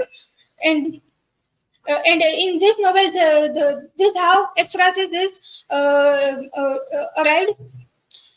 And in conclusion, these all three novels are example of emphasis literature, because in these three novels art is described, and not just as art described, but the characters are also obsessed or connected with art or painting or their portrait. In the Goldfinch, the emphasis describe Theo's trauma and many other things. This is my bibliography.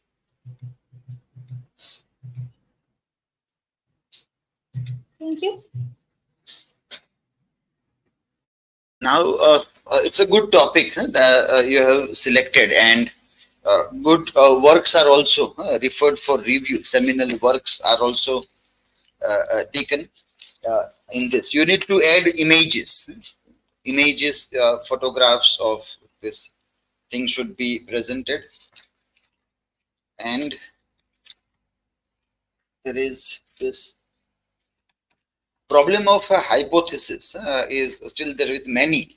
Now, normally you will see that in literature studies, the hypothesis is very difficult to make it out. In scientific research, in social sciences, one can easily make. When you do survey, then it is because I have shared one ChatGPT link. That hypothesis is that hypothesis is falsifiable. That is the hypothesis on hypothesis. That it is. So you ask that is it true hypothesis or not, and then it will explain. You will read there that why that hypothesis is a true. It is generally accurate. Generally, it may not be true also, because hypotheses are normally either provable or also not provable. So a hypothesis should be formulated in a way that allows the feasibility of being proven incorrect through empirical evidence and experimentation. Here you won't be able to do experiment in literature. What we can do is only interpretation. So through interpretation can we falsify. So if you write any hypothesis, is that hypothesis falsifiable or not? If not, then it is not a correct hypothesis. So if you think that you can't make a proper hypothesis, then you can avoid writing hypothesis. You can write only research questions. Only research question is good enough. Unless you can make a good hypothetical statement which can be falsifiable also. And you can do that analysis and see that you may not be falsifying it, but still the possibility should remain there, that it is there. So in this also, or many other hypotheses I have read, that it is not in a way a hypothesis. So ask only this question, that what you have written, is it falsifiable? Can you, if somebody is telling that, falsify this hypothesis? Do interpretation in such a manner, do literature review in such a manner that you can falsify this hypothesis. Can you do that? Then it is a valid hypothesis. Otherwise, it can be problematic also. So see that what way you are framing hypothesis. If you are not able to, you can avoid that part. In purely literature work, people many times avoid writing hypothesis. So it is replaced with research questions in literature studies. So research questions you can put here, and that you can try to answer and give conclusion also. So here none of the hypotheses are valid as such under this ground of falsifiability. So that you need to check here. Okay, rest of the thing, other comments which are given to other people, that applies to this also. Quotations also you be careful about putting both side indentations and inverted commas also. In the tools, yesterday we were talking about several tools. So the tools are made in such a manner that if there are things in inverted comma, it will remove from plagiarism check. Because inverted comma means quote. Quote might be available at many places. So it should not be considered. So that is how the tools are designed. So if you write in that manner, then our writing will match with the tool also. So put double inverted commas, and in the center a separate paragraph to be given when you put your quotations, quotation marks. Okay, next one. Yes.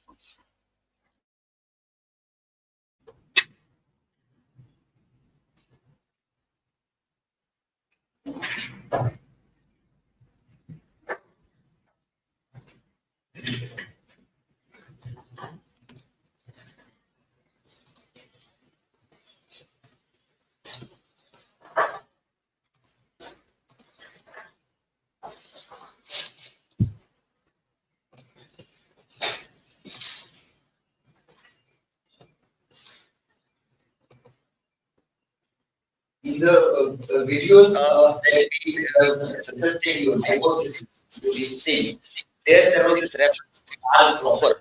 Karl Popper's concept of falsification, the principle of falsification that is necessary for scientific analysis. So even there is this website, simplepsychology.org. There also you can find Karl Popper falsification theory. That also can give some ideas to frame your hypothesis.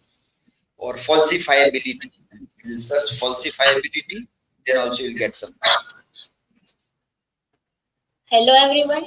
On the last day of our presentation, semester 4, I am discussing on the topic analyzing the child's mind, exploring child psychology in the works of R.K. Narayan and Charles Dickens. Here is my academic details. This is the list of the chapters. So in our first chapter, introduction, I first talk about introduction of psychology, etymology of psychology, and the evaluation of psychology. Then what is child psychology? This is specific era which discussed about the psychology of child, and then evaluation of child psychology from ancient views to modern science. So how child psychology beginning, and in modern science how psychologists use different theory to analyze the mind of children, and then various streams of psychology, literature and psychology. So in this I talk about the connection of literature and psychology. So these both disciplines are different, but in a way both are connected, because literature talks about human mind in the fiction, and psychology also talks about human mind and analyze the human minds. These both are different, but this research is based on interdisciplinary method, and psychoanalysis theory in literature, how psychoanalysis theory applied in literature, and the life and works of R.K. Narayan. In this, I given the basic information about R.K. Narayan, then life and works of Charles Dickens. Second chapter in literature review, I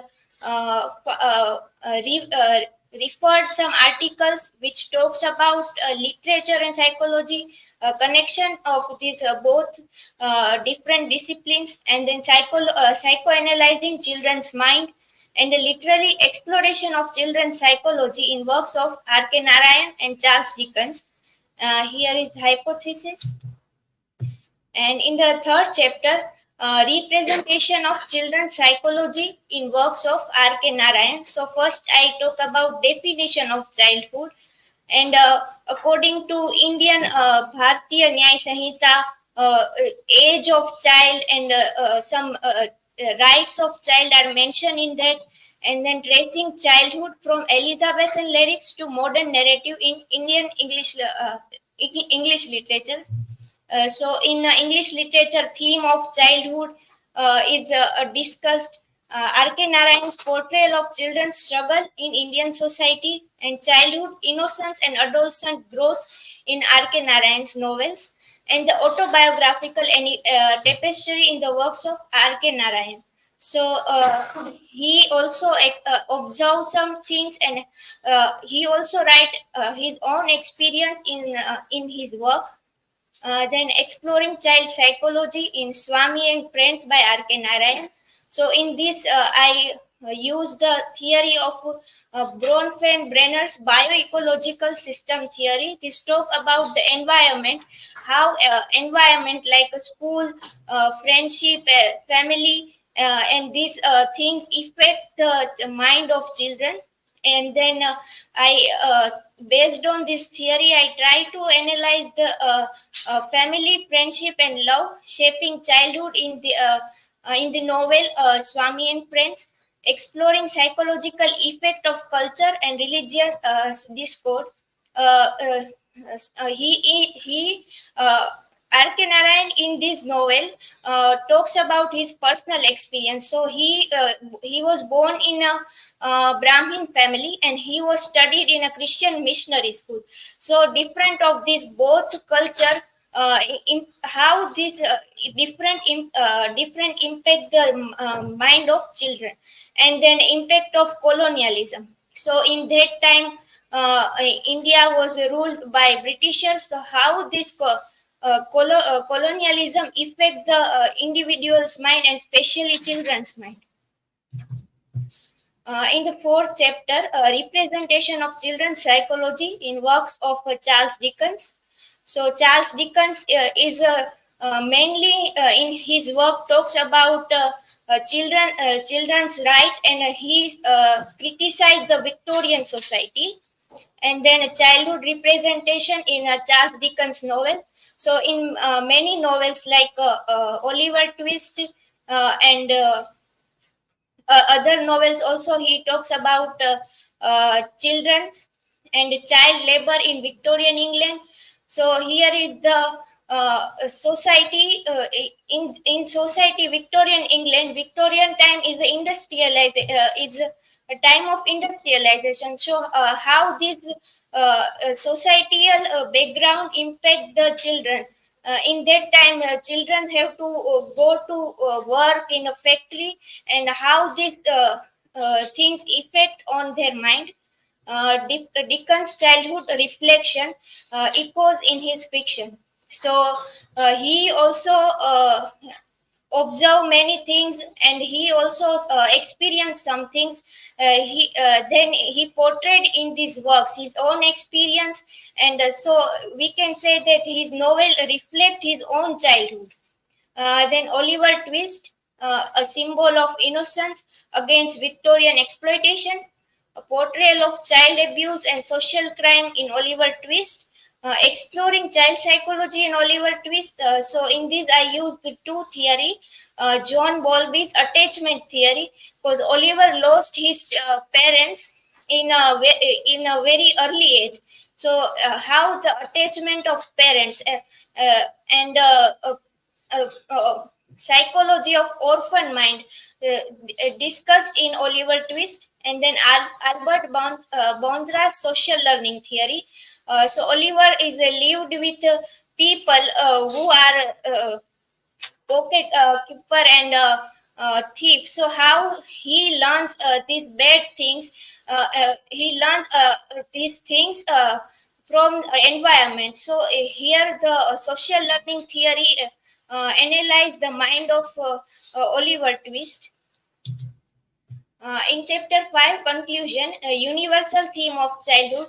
Both novels are from different region. One is from British and one is from India. But the suffering of child and the theme of childhood is the same in both works. And how this study is relevant in contemporary time, because in contemporary time, after we banning of child labor, we can heard the news about the child labor, child exploitation, and some cultural conflict. So how this both is relevant in our times in 21st century. Then if any writer is writing about the children psychology or children literature in digital age, so how they use digitalization, impact of digital technologies on children minds, both negative and positive, we can observe that. And children's literature in digital age. So in digital age, children's literature are changed. In traditional, parents are telling the story, but in digital age, through technologies, way of conveying the story is different. Future direction in studying childhood through literature.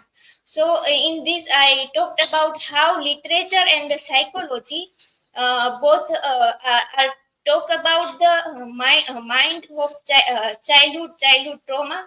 So through literature, any writer observe anything and experience anything, he or she can easily describe through literature.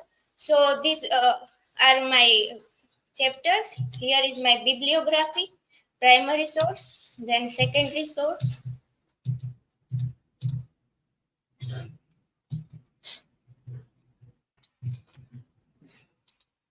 Okay, so bibliography, primary source, I think you understood what changes you have to make.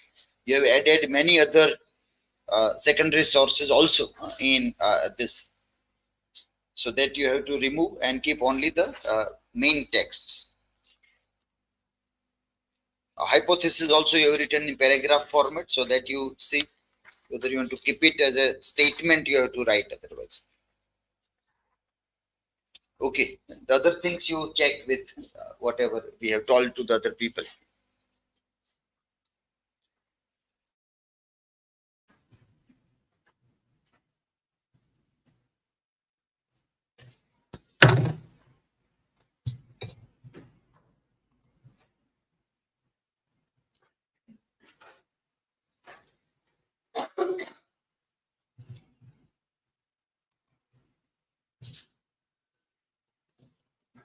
You have not mentioned separately primary and secondary. Mansi, yes, you might have taken note of to rectify. The simplification of paragraphs also is not here in last concluding chapters. So justify the paragraphs.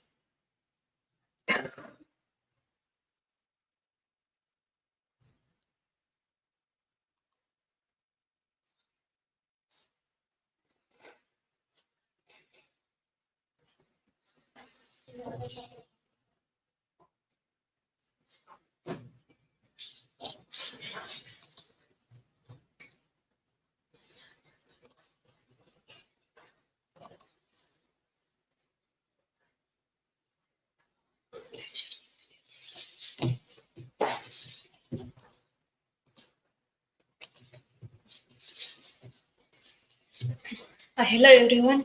My dissertation topic is exploring transgender narratives from mythology to contemporary Indian novels. Here is my personal information. In an introduction, I will discuss about first queer theory, its origin and concepts, and then I will discuss about queer theory in Indian context, and mythology and queer theory. Then discuss about transgender theory, and then transgender theory in Indian concept. And then I will discuss about the author of Arundhati Roy and her work, The Ministry of Utmost Happiness. Then Lakshmi Narayan Tripathi and her autobiographical work, Me Lakshmi, Me Hijra. And then Revati and her work, The Truth About Me, a Hijra Life Story, in a short introduction. And in a literary review, I will discuss about what critics say about the queer theory, transgender theory, and what critics and other writers say about the Ministry of Utmost Happiness, Me Hijra, Me Lakshmi, and The Truth About Me, a Hijra Life Story. In these three work, what critic and authors discuss about as a transgender work, discuss about this literary review. Here is research questions in my dissertation. Dissertation. In this question, I will include the what kind of narratives in mythology to contemporary Indian works, and which kind of similarity and differences portrayed in transgender identity and experience between mythology and modern novels, and other things. In a chapter 3, transgender narratives across time and mythology. In this chapter, I will discuss about a mythical character in a Mahabharata, and also discuss about how transgender character described in Ramayana, and also Puran and other mythological. In Puran and other character. I will also discuss about transgender character in God and Goddess, like Ardhanareshwar, Shiv and Parvati's combination, and also discuss about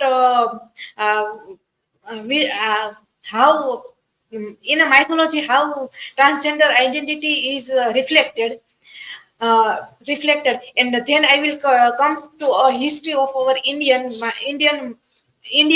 about transgender, like Mughals time, and then criminalization and marginalization, historical perspective, and post-independent era, and then emerging trends in the transgender rights in contemporary period, and how government rights help in a transgender.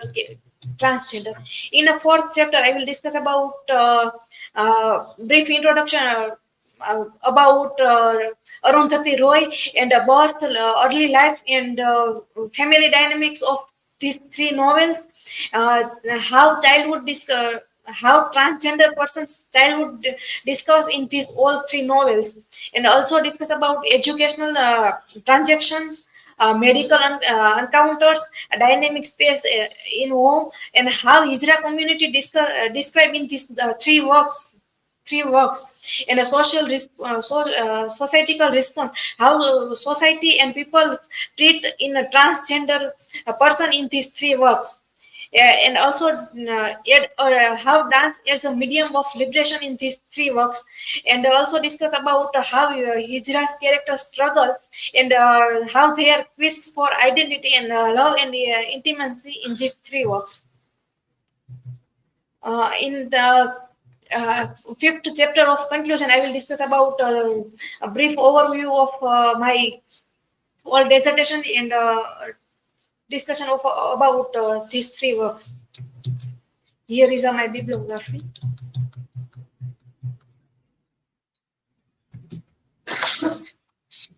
Okay, so some setup you have to see. So chapter number 2, hypothesis, and then you have written after citations, so that you need to set the things. And in the bibliography, we are not able to find seminal writer on queer theory, gender studies. For example, one important name is Judith Butler. So Butler is not found. And during presentation, I think I suggested transgender presentations, how you have to look for the seminal writers. Right now, also I have a bibliography prepared by Oxford publications. There is an list which can be explored to see that how it can refer to good work. Okay, next.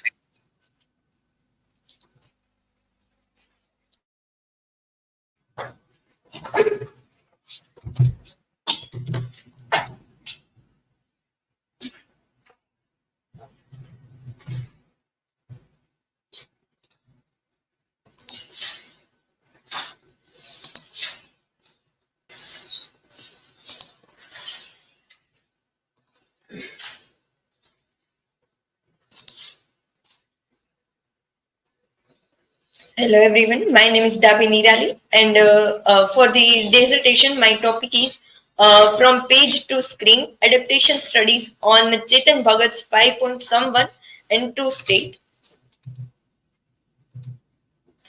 These are the list of the chapter of the dissertation. And in the first chapter of introduction, I have done... Sharing, not done. Share the screen.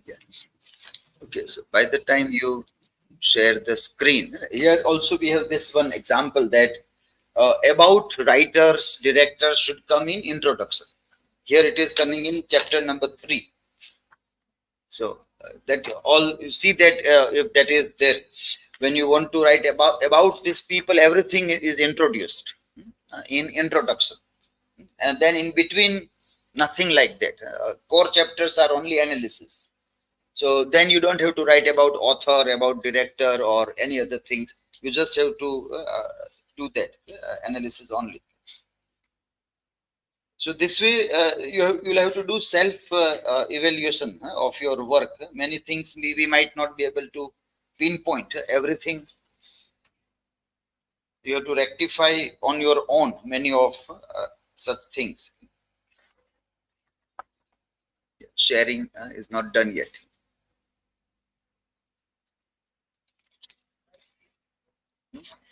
Net. Mic I have put off. This was on, so.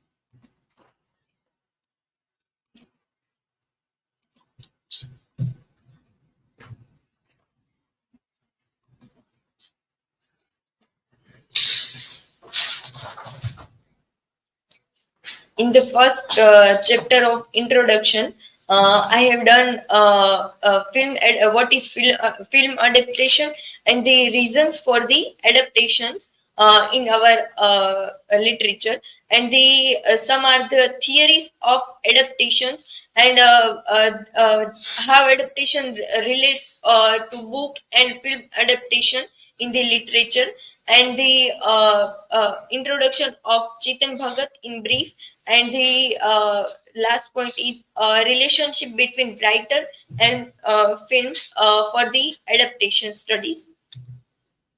In the chapter 2, literature review, I have done and I have refer many articles which are related with the uh, from page to screen literature, and about the movie adaptation, and then on the both the movies and novels in adaptation, and this is the hypothesis. And in the chapter 3, I have done the title of this third chapter is adaptation studies of 5 point someone into 3 idiots, and in that I first discuss on the film and literature in the this adaptation studies, and about the author and filmmaker, and the textual and visual analysis of the both the 5 point someone and 3 idiots, and representation of youth in the 5 point someone, and how in the also in the 3 idiots, and the Bollywoodization in 3 idiots movie, how the director make a movie, and they Bollywoodization of the text, the comparative analysis of the novel with the film, and the similarities and the differences in novel and movie. This is the fourth chapter, two states from page to screen. Uh, in that I have done the text first textual analysis of the two state, and about filmmaker, and the visual analysis of the two state, and in that the theme of multiculturalism is applied in the two state movie and novel, and the Indian melting pot versus salad bowl theory is applied here, and the Punjabis versus Tamil culture, the cultural clashes and love in this adaptation, and the intercaste marriage, and in how our Indian societies view on this, and the religion cultural, and in Chetan Bhagat's novel Two States, and the comparative analysis of two state novel and film. These are the two adaptations which I have done in my present in my dissertation for the novel 5 point someone into 3 idiots, and the novel Two State into Two State movie. And the chapter 5 is on the conclusion, and these are the bibliography.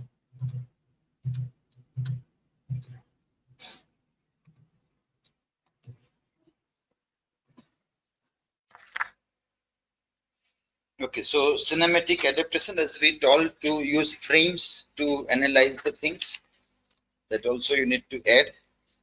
Research gave question that title is not done properly. Both the things you have merged together, that you have to remove and separate the things. Hypothesis you check again. And even when you try to look for seminal works, this again, anybody who is doing on adaptations or media kind of thing, you have to see the best works available.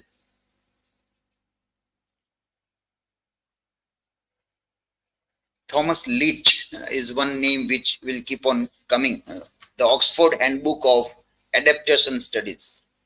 The Oxford Handbook of Adaptation Studies. Thomas Leach, Leitch.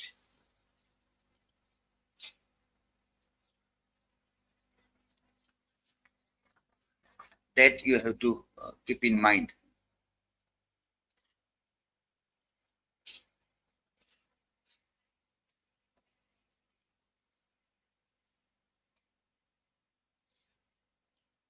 If you search in Oxford bibliographies, you will find many interesting books, edited books for cinema and media studies.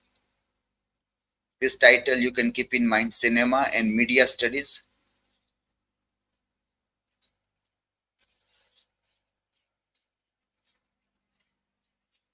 Green Gabbard is the editor.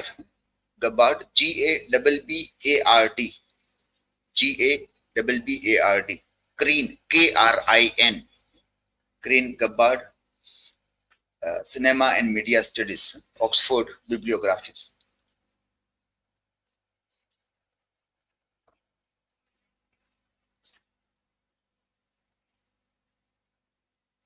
There is one book, A Dictionary of Film Studies.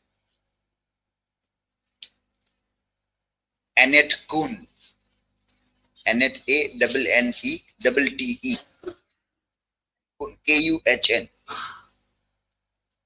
And Guy Westwell. Two people are there. Guy, Guy. Westwell, Westwell.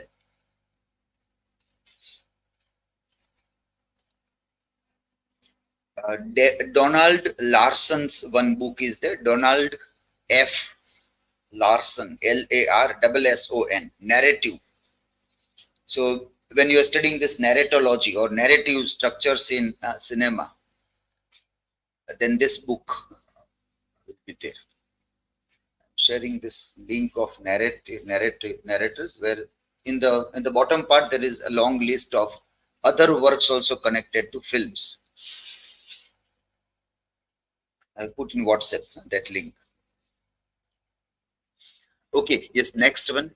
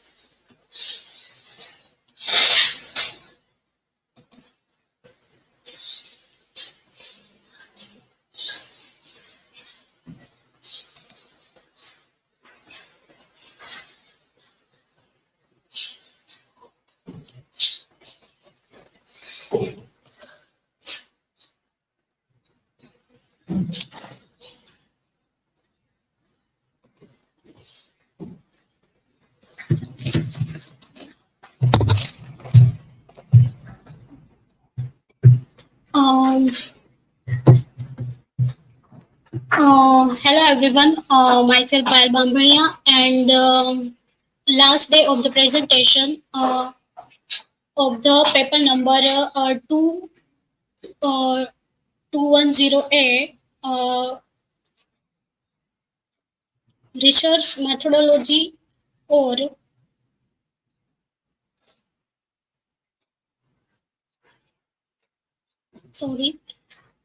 hello everyone, myself Payal Bambania, and last day of the presentation from paper number 210A.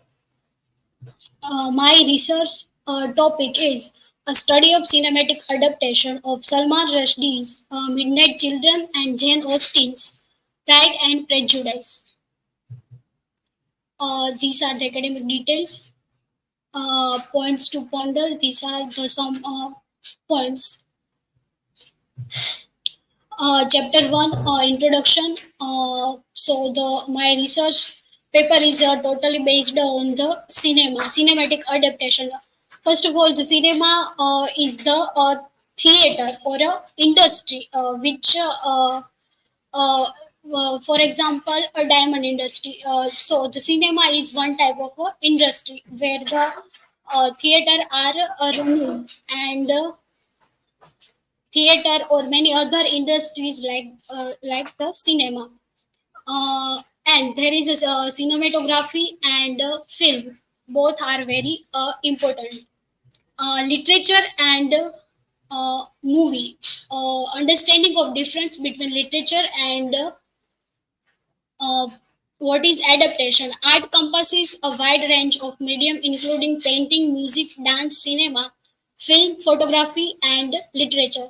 So, the first chapter of the introduction, I cover the whole cinema or cinema industry. In the second chapter, literature review, I take the cinematic adaptation of Midnight Children and Jane Austen's Pride and Prejudice. This is the hypothesis. Research questions. These are the and this one is the research gap. Chapter 3, Midnight Children on a screen. How the film is. How the novel convert into the screen or transfer into the novel into the film. And chapter 4, Pride and Prejudice on a screen. How one of the most famous novel, Pride and Prejudice, convert novel into the film in many adaptations. Conclusion. Adaptation of novels into film challenges a very challenging task. Adaptation require a balance between staying true to the source materials. Adaptation can provide a new way for audience. Adapting a new novel into a film can be challenging due to the need to condense a lengthy story into a shorter runtime. Film adaptation can serve as an introduction to the story and may inspire them to read the book. These are the bibliography. I cite only primary sources, not the secondary sources. Bring your title page. So what you want to compare or see how from page to screen it has gone, that you have to still justify. And lots of problem with page setup is also there in your printing. Things are not done properly. Work citations are also very hodgepodge kind of things are there. So things are not organized in proper manner. So lots of work in mechanics of writing you first need to do. Even you also have introduced Pride and Prejudice in 4th chapter. So all those introduction of films, novels, writers should be done in 1st chapter, that is introduction. Then there is no introduction in any other chapters. You have given 4.2, 4.3, brief introduction of Jane Austen or Joe Wright.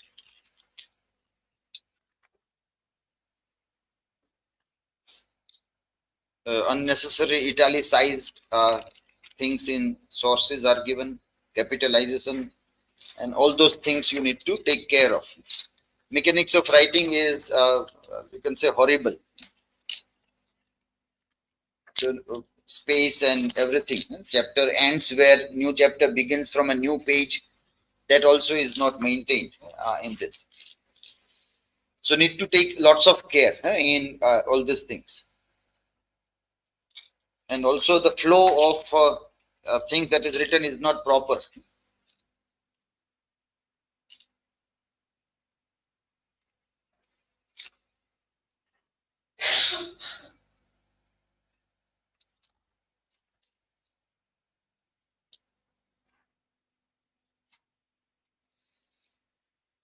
Still, I need to dig little bit deeper into this adaptation studies.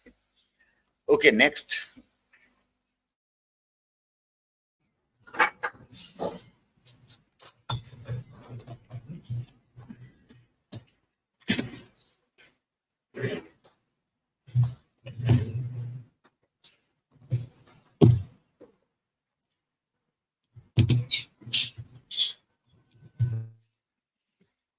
Okay, so when you use this graphics or anything, use those in color print.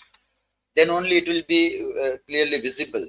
Here we have some charts and other things in this Puja's dissertation. So it is in black and white, so it is not clearly visible. So whatever things you are putting as graphic, those pages should be in color. In the final one which you are submitting to university, that should be colored pages.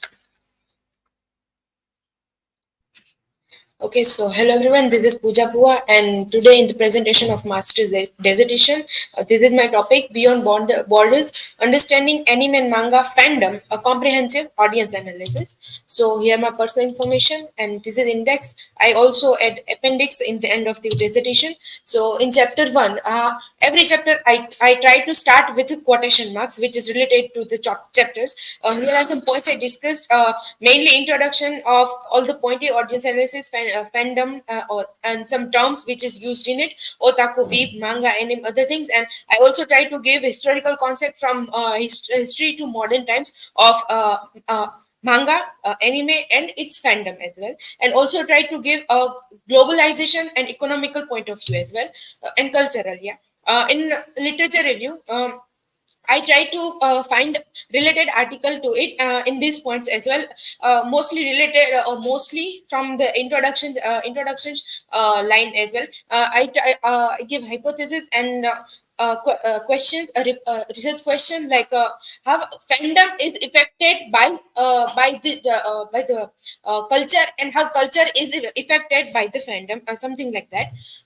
In the chapter number 3, I try to divide chapter 3 and 4 from the point of view of first, third chapter is the point of view of manga readers and anime watchers, and the fourth is about global impact, economical impact, educational impact, other things. So in this chapter there are some topic, and I took this photo because the reading of manga is different from the normal reading of a normal book.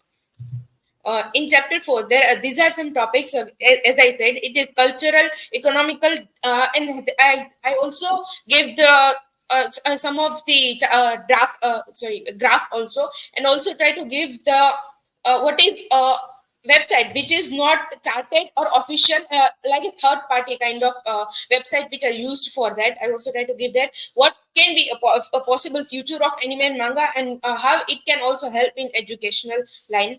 In chapter 4, I try to give my survey results and questionnaire. I describe that how the survey conducted for this paper is happen, and how many subjects or participants I got, and I also try to give limitations of this survey. It can be possible that there are so many limitations. And these are some results that I got it from it.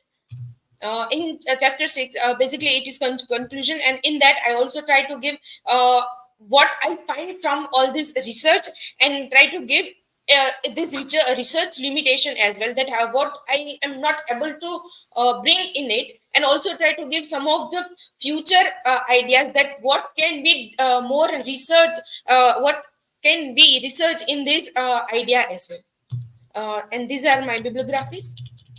Thank you. So you were able to collect only 20 people's data. Why so less? Because whenever I try to ask someone that please fill up what I give them, they say I'm not aware of this anime or manga idea, so it will not give. So it is not very popular, this thing. So that also. It is popular in online, but not in this local. So you can reach to online people also. No? They are not giving Online, you can contact anybody, even in America, even in Japan. You can just get into the group, social media groups, or then you can ask them. So have you tried that? Yes, but they are not giving proper response Uh, because they think that it is like nothing kind of. So it means that your audience study, you have to mark that the audience of this are very lethargic people. They are not very sincere in giving the response also. So any interpretation you can do that the audience of so and so thing are of what kind. If they are not helping the other people in research, then what can we think of those people? So who are these 20 people?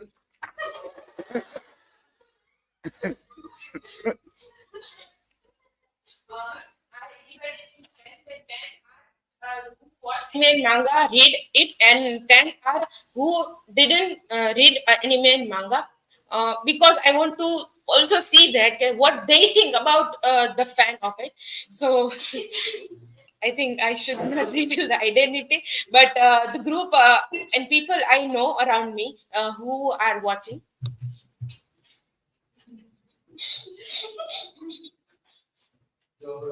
Like the target group is very important to be seen in this, and that without that our outcome cannot be very reliable of whatever survey we do.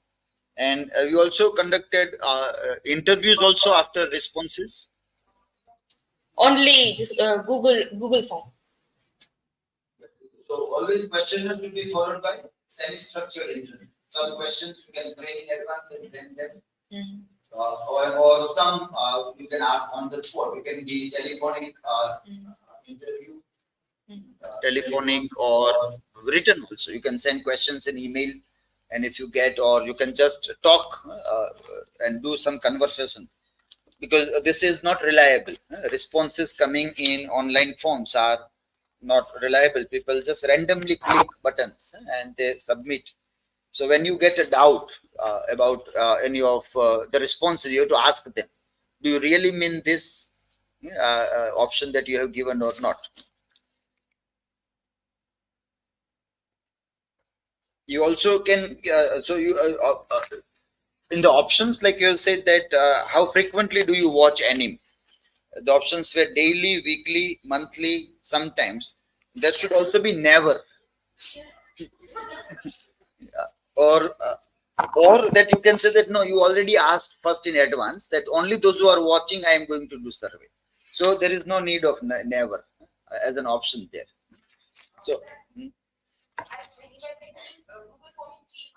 So I asked that, do you watch anime? If they say yes, it will lead to a different Google form, and if they say no, it will lead to a different Google form. On that basis, I choose that option. Then the flow of your question should come in the appendix. When you put the appendix, that flow that it goes here, and then like you have shown the flow in the image. What is the flow of the same flow you have to show here in the appendix? So anybody who evaluates can come to know this is what you have done. Remember, your evaluators are not going to ask you anything. They will conclude from whatever they find on the pages. You may have a lot many things in mind, but if it is not here, then that will be considered it is not there.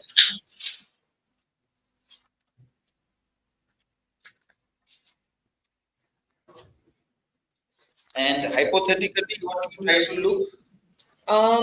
Sir, I tried to look how this fandom is affected psychologically through all this anime and manga happening, because there are so many cases that people are somewhere going in the field of crime as well from by inspiring this, and there are some of the fans which affect the life of other people as well. And I also try to see because of anime and manga how the economy and culture of Japan also change, and how our view because of anime and manga change of Japan.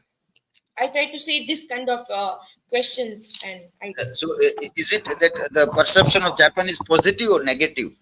so I guess it is positive. Most from the point of view of fan, it is positive, and from the point of view of non-fans, it is not negative, but it is not positive as well. So these are key things in audience studies, that exactly you have to see what is happening or in what nature. So if it is good or positive, then that criminal idea is problematic, because anything that drives towards criminality will never have a positive. Like if you see, for example, whatever images or visuals we get from Taliban, Afghanistan, and what we get from Japan. So, which will inspire more for criminality, or how people see those things. So, audience, because you're doing audience analysis, this all is very important. But you have to see that limited group that we have, that is very difficult to reach out to an informed conclusion out of this. And because we have now online things available, we have to reach out to the people in different countries also for the research. Okay, but good that you tried something practically, doing survey and other kinds of things. So that also is good. Okay, next one.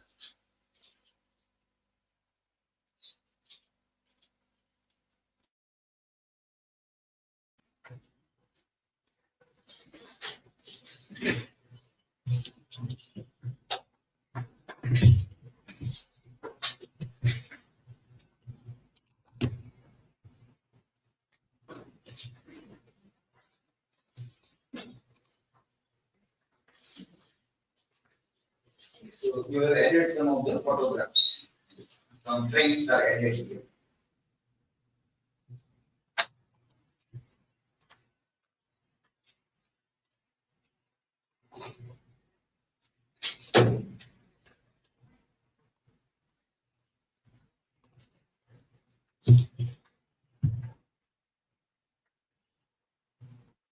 Hello everyone. On the last day of presentation, I Rajeshwari this is the review of my research writing, and this is the topic of my dissertation: ecological narratives in Indian cinema, interpreting Sherni, Bhavyata, and Irada through an eco-critical lens. This is the academic information and table of content. In chapter 1, I have tried to deal with the basics of the how eco-criticism emerges, history of this eco-criticism, eco-criticism as an interdisciplinary subject, as it is, as we are all know, it is a disciplinary, but how it is an interdisciplinary subject in the humanities, film study and understanding of cinema, and eco-criticism and film. At first, in the starting time, films are not as we are knowing as the content for the study, but now it is films are also studied in the humanities. Literature review. In literature review, I have find out some articles and the books that is related on the my topic, and the movies that I have further ongoing dealt with my further chapter number 3 and chapter number 4.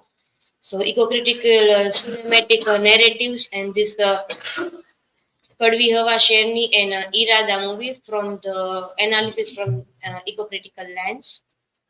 This is the hypothesis that I try to given.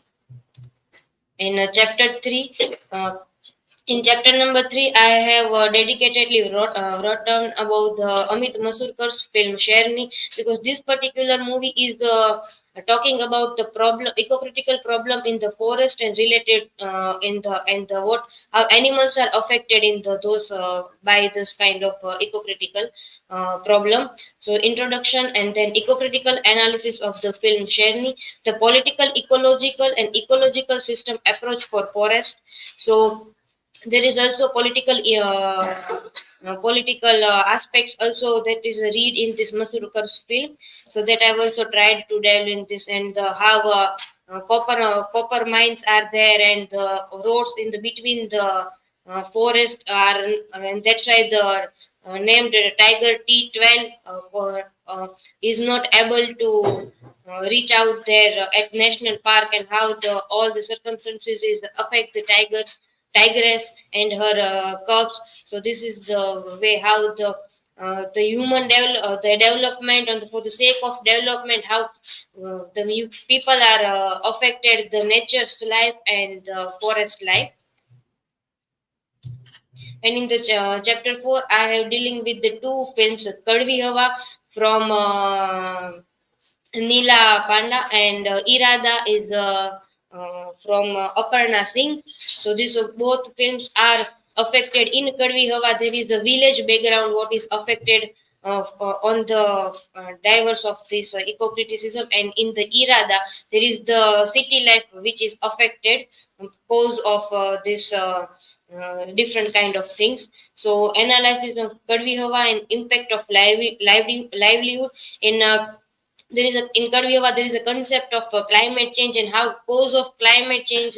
There is the now in the changes of the seasons. There is before there is 4 seasons, and now there is no monsoon is there, and for last 2 years there is not rain in that city, and that's why the farmers are affected, and cause of this ecosystem is now not balanced, and that's why the farmers are leading towards the death and suicide cause of that financial problems, and also banking system and depth of banking system is also criticized in this film. And in Irada movie, there is we can see some the concept of eco-terrorism, the development on, and the political involvement in those kind of rules and regulations for their personal benefits, and how they are affected the life of the common people, those who are living in city, and the big companies are doing this some illegal practices like reverse they are putting the chemicals in reverse boring kind of illegal practice are happening. So this how the both culture like in the rural culture, and we can say the city culture also affected. And in Kadvi Hava, there is at the last movie there is a concept of Odisha, the flood comes in Odisha. This is also all kind of things are also emerges in this two movies. This is the conclusion. This eco-critical film analysis provides a powerful lens to explore the complex relationship between the cinema, culture, and natural world in Indian films like Sherni, Karunava, and Irada that I have dealt in my dissertation work. This is the list of bibliography.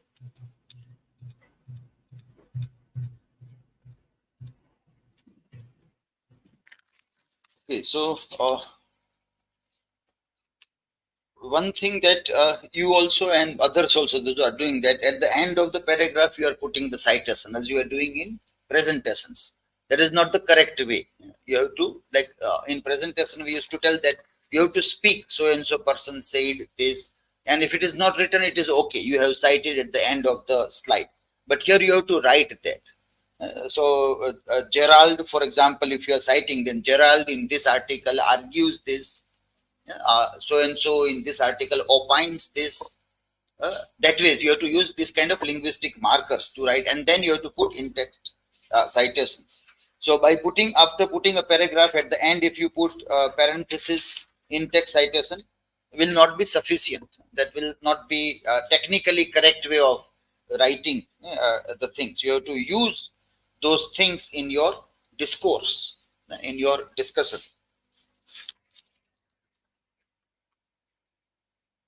Primary, secondary sources you have to differentiate in bibliography, and you have mixed up APA style and MLA style together.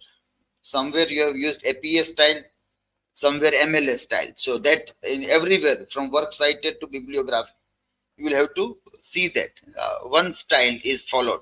Normally we are preferring MLA style, so use that. You can use APA also, but it is better if everybody follows one style of MLA in doing that. But you can't mix both the things together.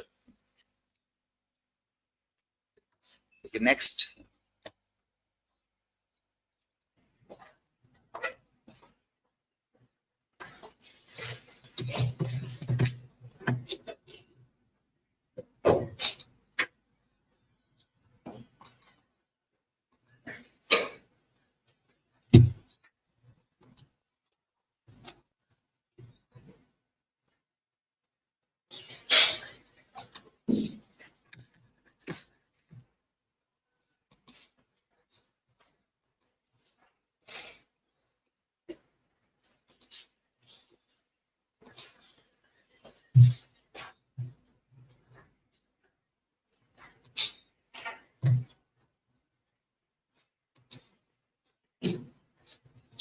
Hello everyone. Today is the dissertation presentation. So I choose a topic of queer cinema and cultural impact, examining the influence of LGBTQ plus films on society. Here is my academic information.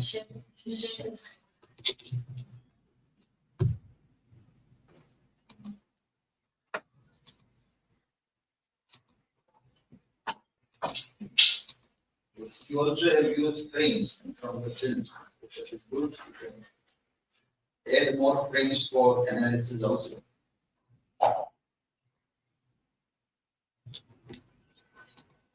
Here is a chapter list. In introduction, I tried to define what is queer studies, LGBTQIA plus, cultural studies, and queer study as a term. I took some queer theorists like Rubin, Sedgwick, and Butler. In what is in Indian Constitution, Article 377, what to say about queer relation? It also mentioned in introduction queer studies in Bollywood movies with reference 5 movies: Shubh Mangal Zyada Saudhan, Badhai Do, Aligarh, Chandigarh Kare Ashiki, and Ek Ladki Ko Dekha To Aisa Laga. In chapter 2 literature review, I found some articles from I found some article about my relevant topic. Here is a hypothesis and research question. In chapter 3, representation of LGBTQIA plus identities in contemporary Indian cinema, first I discuss about gay as a term. After that, homosexuality in literature and queer cinema and culture. Based on homosexuality is movie Shubh Mangal Zyada Saudhan is based on homosexuality. After that, third gender in India, the Hijra community. After that, representation of transgender in Indian cinema. Here I took movie Chandigarh Kare Ashiki. Chapter 4, representation of female homosexuality in Bollywood movies. For that I took Badhai Do movie and एक लड़की को देखा तो ऐसा लगा. Here is the conclusion and references.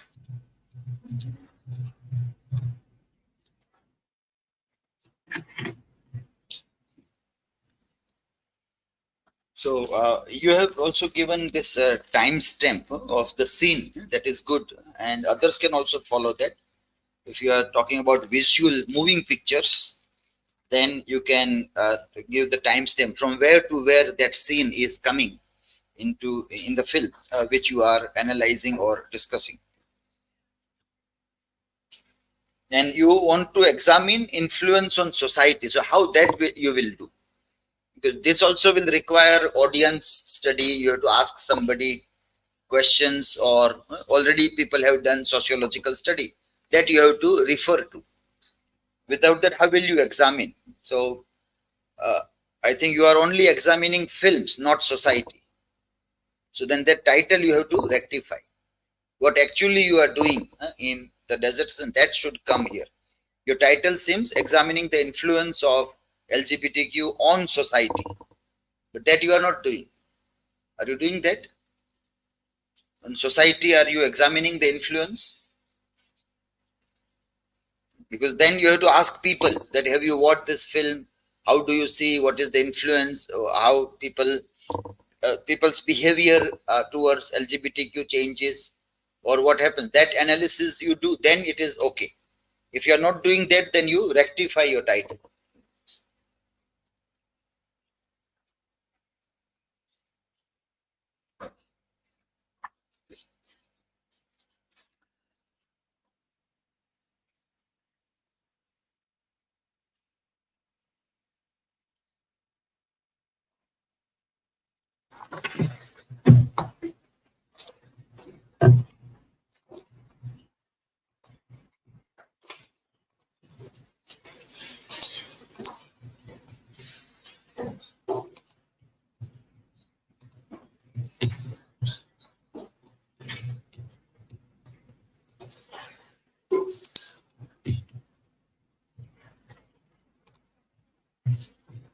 May I start?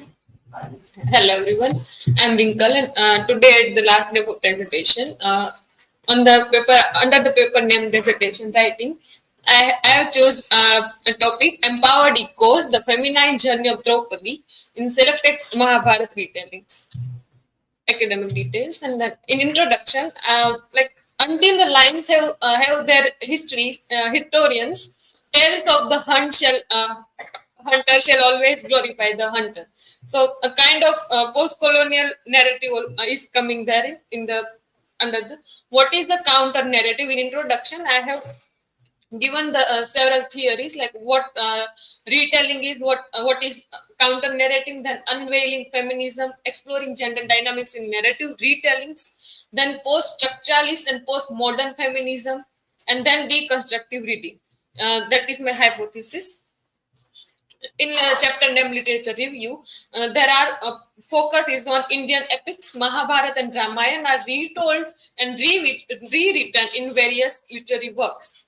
And then the prevalence of retellings focus on the focus how Draupadi has been portrayed in several retellings. Then key points from analyzed works like how the works selected novels, and there are many retellings of Mahabharata, how they all are portraying Draupadi in similar ways and some in different manners. These are my research questions.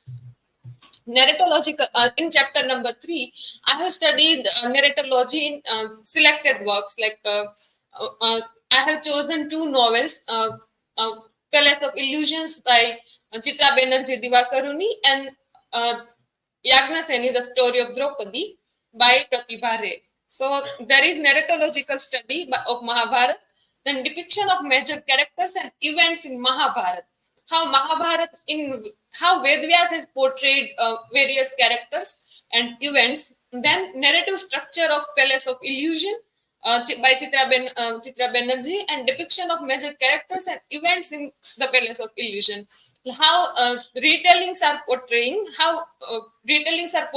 characters and events, or also narrative in their storyline.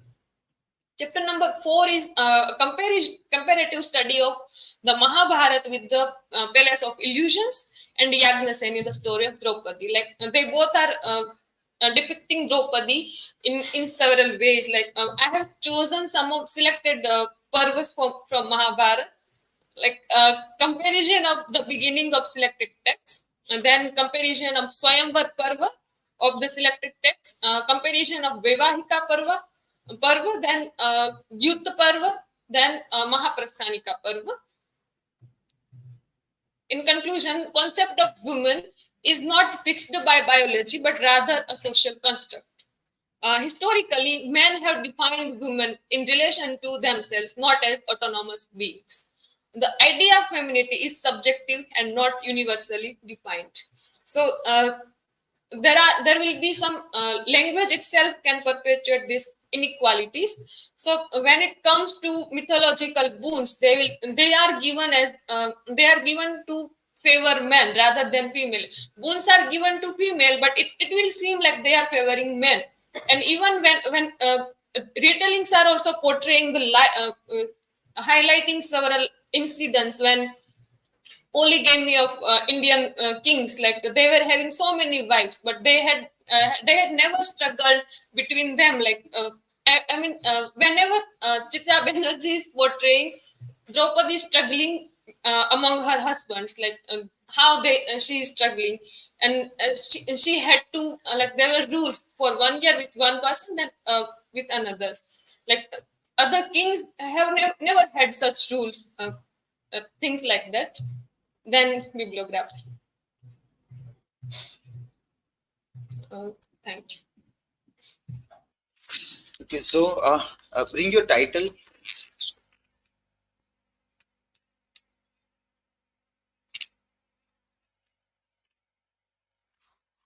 The primary text you are not separately mentioned that. Which primary text you are working on? And the character study, the story of So character study you are doing, no? Draupadi in there. So why you want to also do narrative study if you are doing character study? narrative is somehow affecting the way the character is because in Mahabharata, Vedas Has portrayed his own point of view only, and he himself being he has portrayed several narrators who will be telling the story from his point of view. And here, the female retellers will be portraying Draupadi in some different point of views, and how the narrative is changing, and how the changing narrative also changes the perspective we see or we read the way. And you refer to one text from Sarah Barber's work. Yes, sir. That is about how retellings shape younger and older adults. It was actually favoring one argument that how retailers who retell several texts, like even like you take any retelling, there will be retailer who will favor or will be changing intentionally the events or incident. Like this Pratibha Ray has included several characters, or has somehow slightly changed some of the events also. So they will be changing the narrative in the way it suits to them. So how people change narrative according to them, or what are the factors affecting retellings in that manner? This table is not explained thoroughly, like data that is given about. So how do you explain that table that you have to write more on that? Using this only in conclusion. Yes. You have to use review, and then you have to use the analysis, and then your inference in conclusion. In conclusion, don't try to bring what other people say. Okay. Conclusion is your conclusion. So keep conclusion only your writing. You don't need to cite anybody or don't need to bring in other people. So because it seems very difficult to comprehend this table. So in the article, it's given in detail, you can use that. But review that article, bring up good ideas which you want to use for analysis, use that in analysis, and then draw your inferences. That how narrative plays a vital role in the study of characters. That if you change the narrative, then the character changes. That in that line you want to think. Yes. How narrative and characters are considered. And you want to see empowered echoes in that also. So that connect. True narrative study, you are looking at the character and how the change in the narrative is empowering them. That trajectory you see that is followed throughout the dissertation.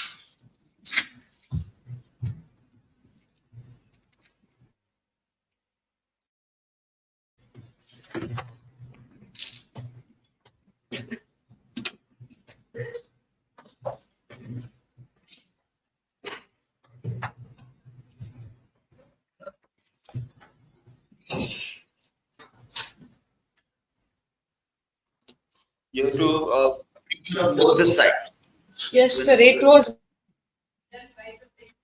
Now, when you submit the final copy also to university, both the sides, it should be printed.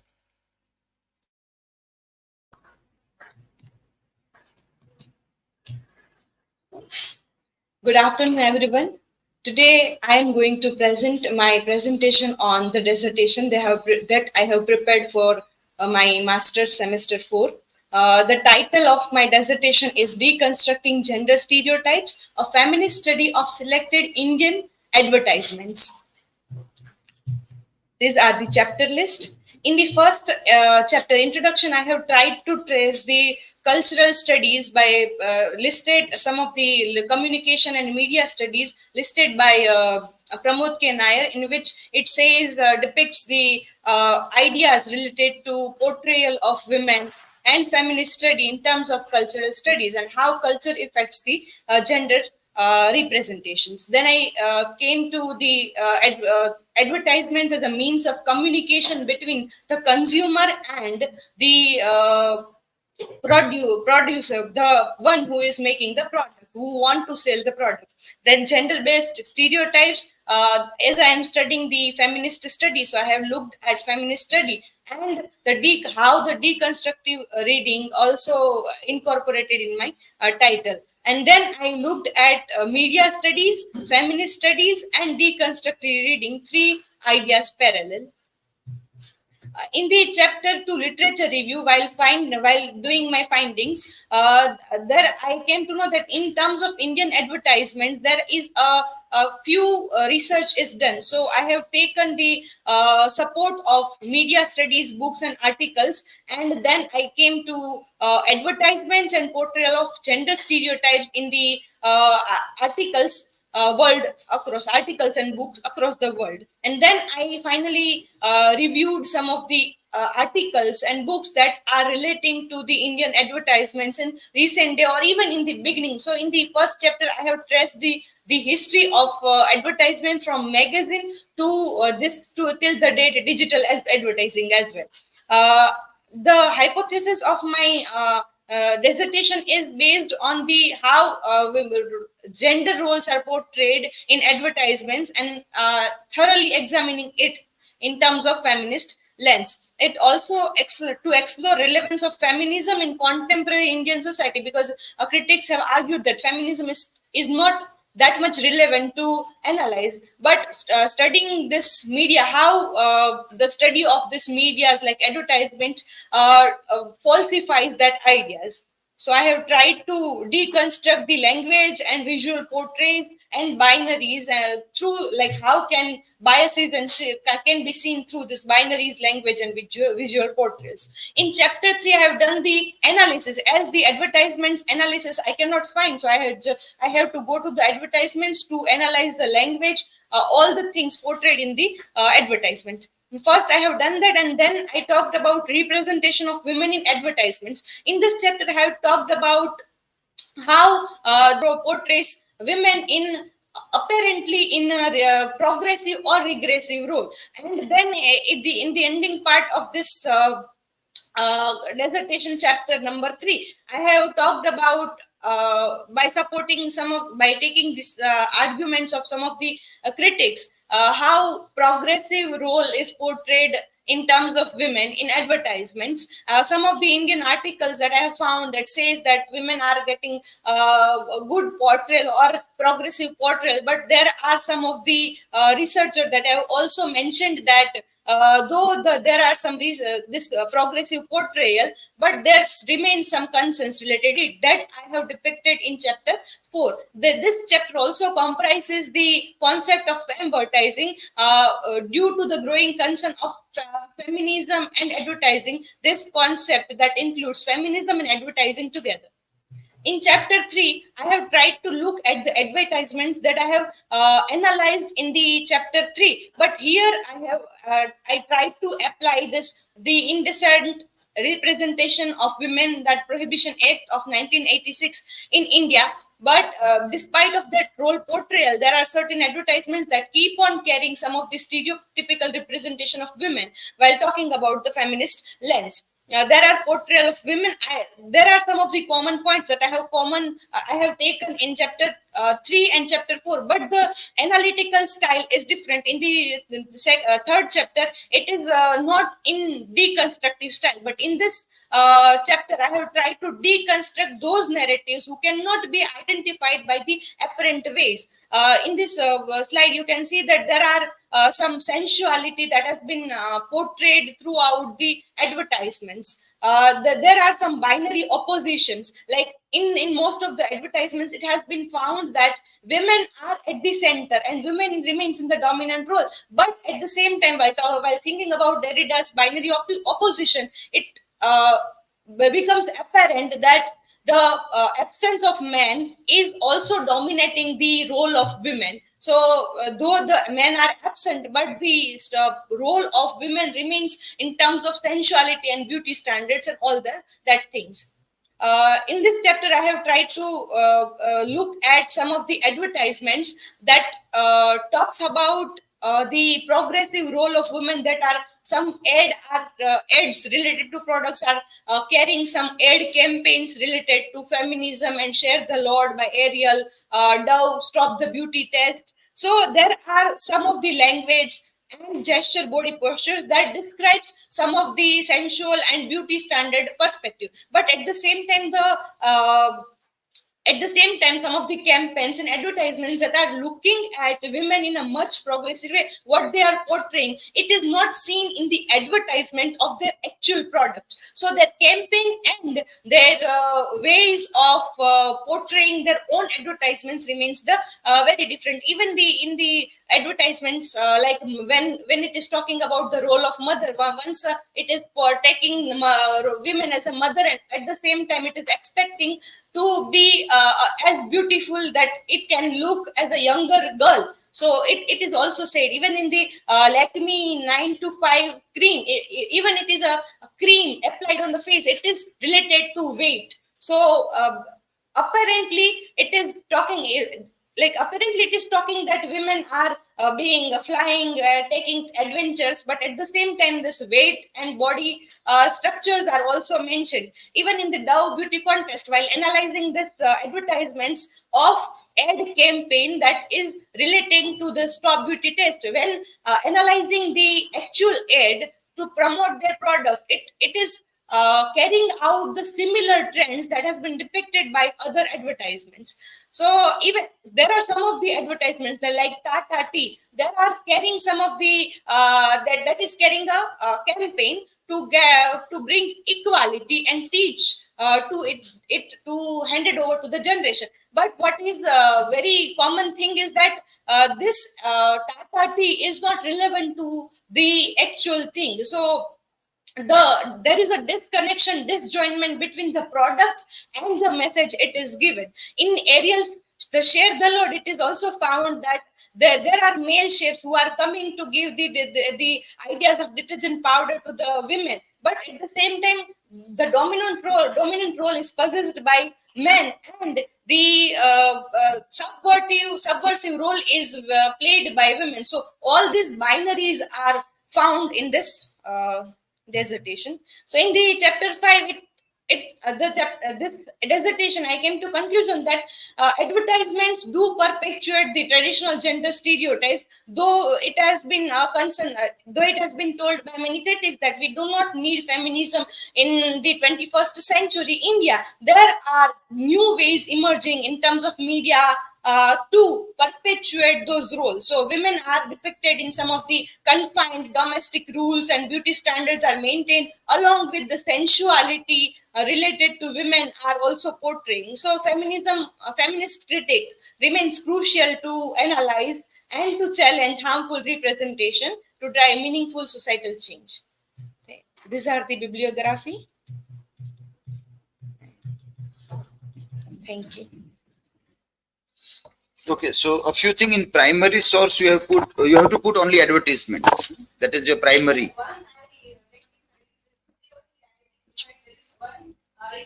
Article it is. Pathak. Okay. Yeah. Okay, so others will come in the secondary source.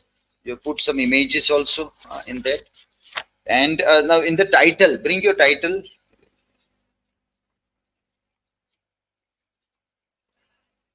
When you use the word deconstruct thing, so it obviously has a connection with Derrida. So Derrida needs to be cited. It becomes a seminal one who gave the idea of deconstruction. So from that you have to start looking at it.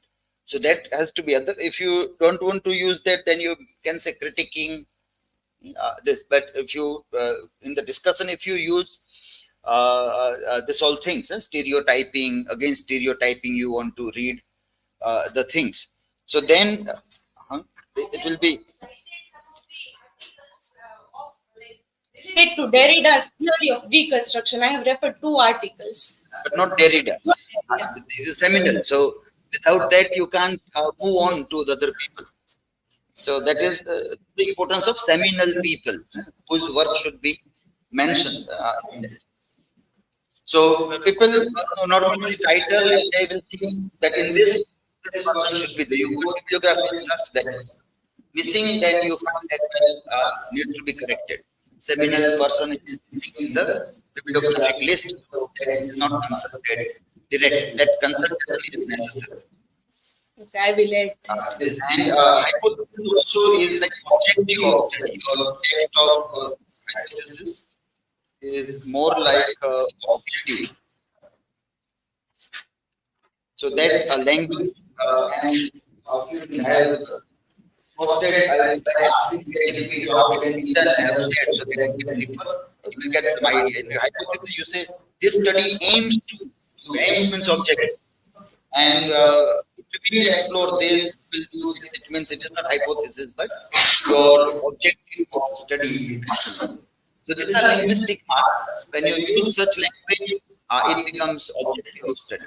When you use the statements which can be falsified or can be argued, then it becomes hypothesis. And try to take statements, hypothetical statements. See this, perhaps things can give you some idea. And don't forget to put Derrida.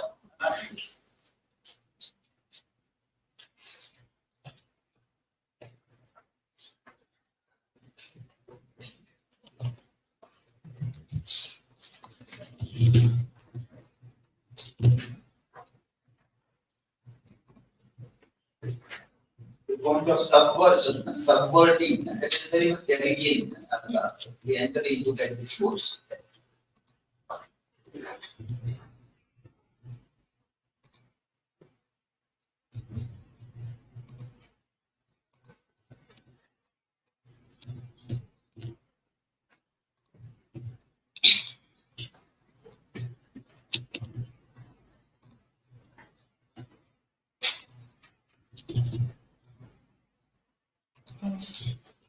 So hello everyone. Today is the last day of semester 4 presentation. My dissertation topic is exploring feminist perspective in horror films in Bulbul and Stree.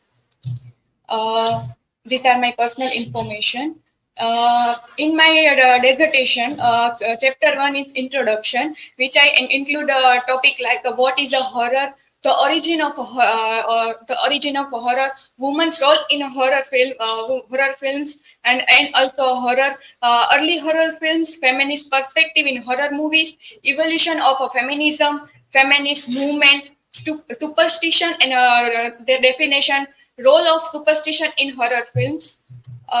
In chapter 2, literature review, I include the topic the historical and supernatural evolution of horror, research question, hypothesis, and conclusion. These are my hypothesis and research questions. In chapter 3, analysis of feminist perspective in Bollywood horror film Bulbul, which I include topic feminist perspective in film analysis, overview of the horror genre, historical portrayal of woman and its implication for feminist critics, introduction to the Bollywood film Bulbul, mythological theme and gender-based discrimination, societal commentary, gender dynamics, symbols and imagery, representation of women in the film Bulbul, patriarchal and power structure. In this chapter, I include some frames and quotes to explore the idea about the feminist perspective. In chapter 4, analysis of feminist perspective in Bollywood horror film 3. Introduction to the movie 3, feminist perspective on Stree, deconstruction of gender role and societal expectations, representation of traditional gender role, exploring of superstition and feminism in the movie Stree, also mythological theme and gender-based discrimination, sexuality and context. In this chapter, describe the idea about woman. Why woman portrayal in horror protagonist. In a chapter 5 conclusion, I just try to conclude cover my all of research question to analyze the feminist theme in horror film, reveal in the interactive connection between social norms, medium representation of women, and a woman's lived experience of oppression across culture. It highlights the psychological toll of systematic and violence against a woman, symbolically depicted throughout the supernatural metaphor of reclaiming. In the conclusion, describe why women are only portrayed and protagonists in the horror film, just because they suffer so many domestic violence and sexual harassment in our society. So that's why the woman portrayal in horror films. Here is my bibliography.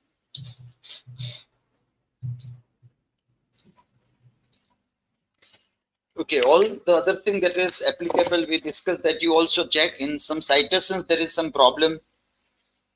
So you need to check that properly. Some of the articles that you have cited, they are directly talking about many of this topic. So see that things are not taken from that only, and you are adding something new also. So many articles are there where they talk about the same films in the same manner. So I hope that you have rectified and added something of your own also after doing the analysis of what other people have done. That is finding research gap in a proper manner.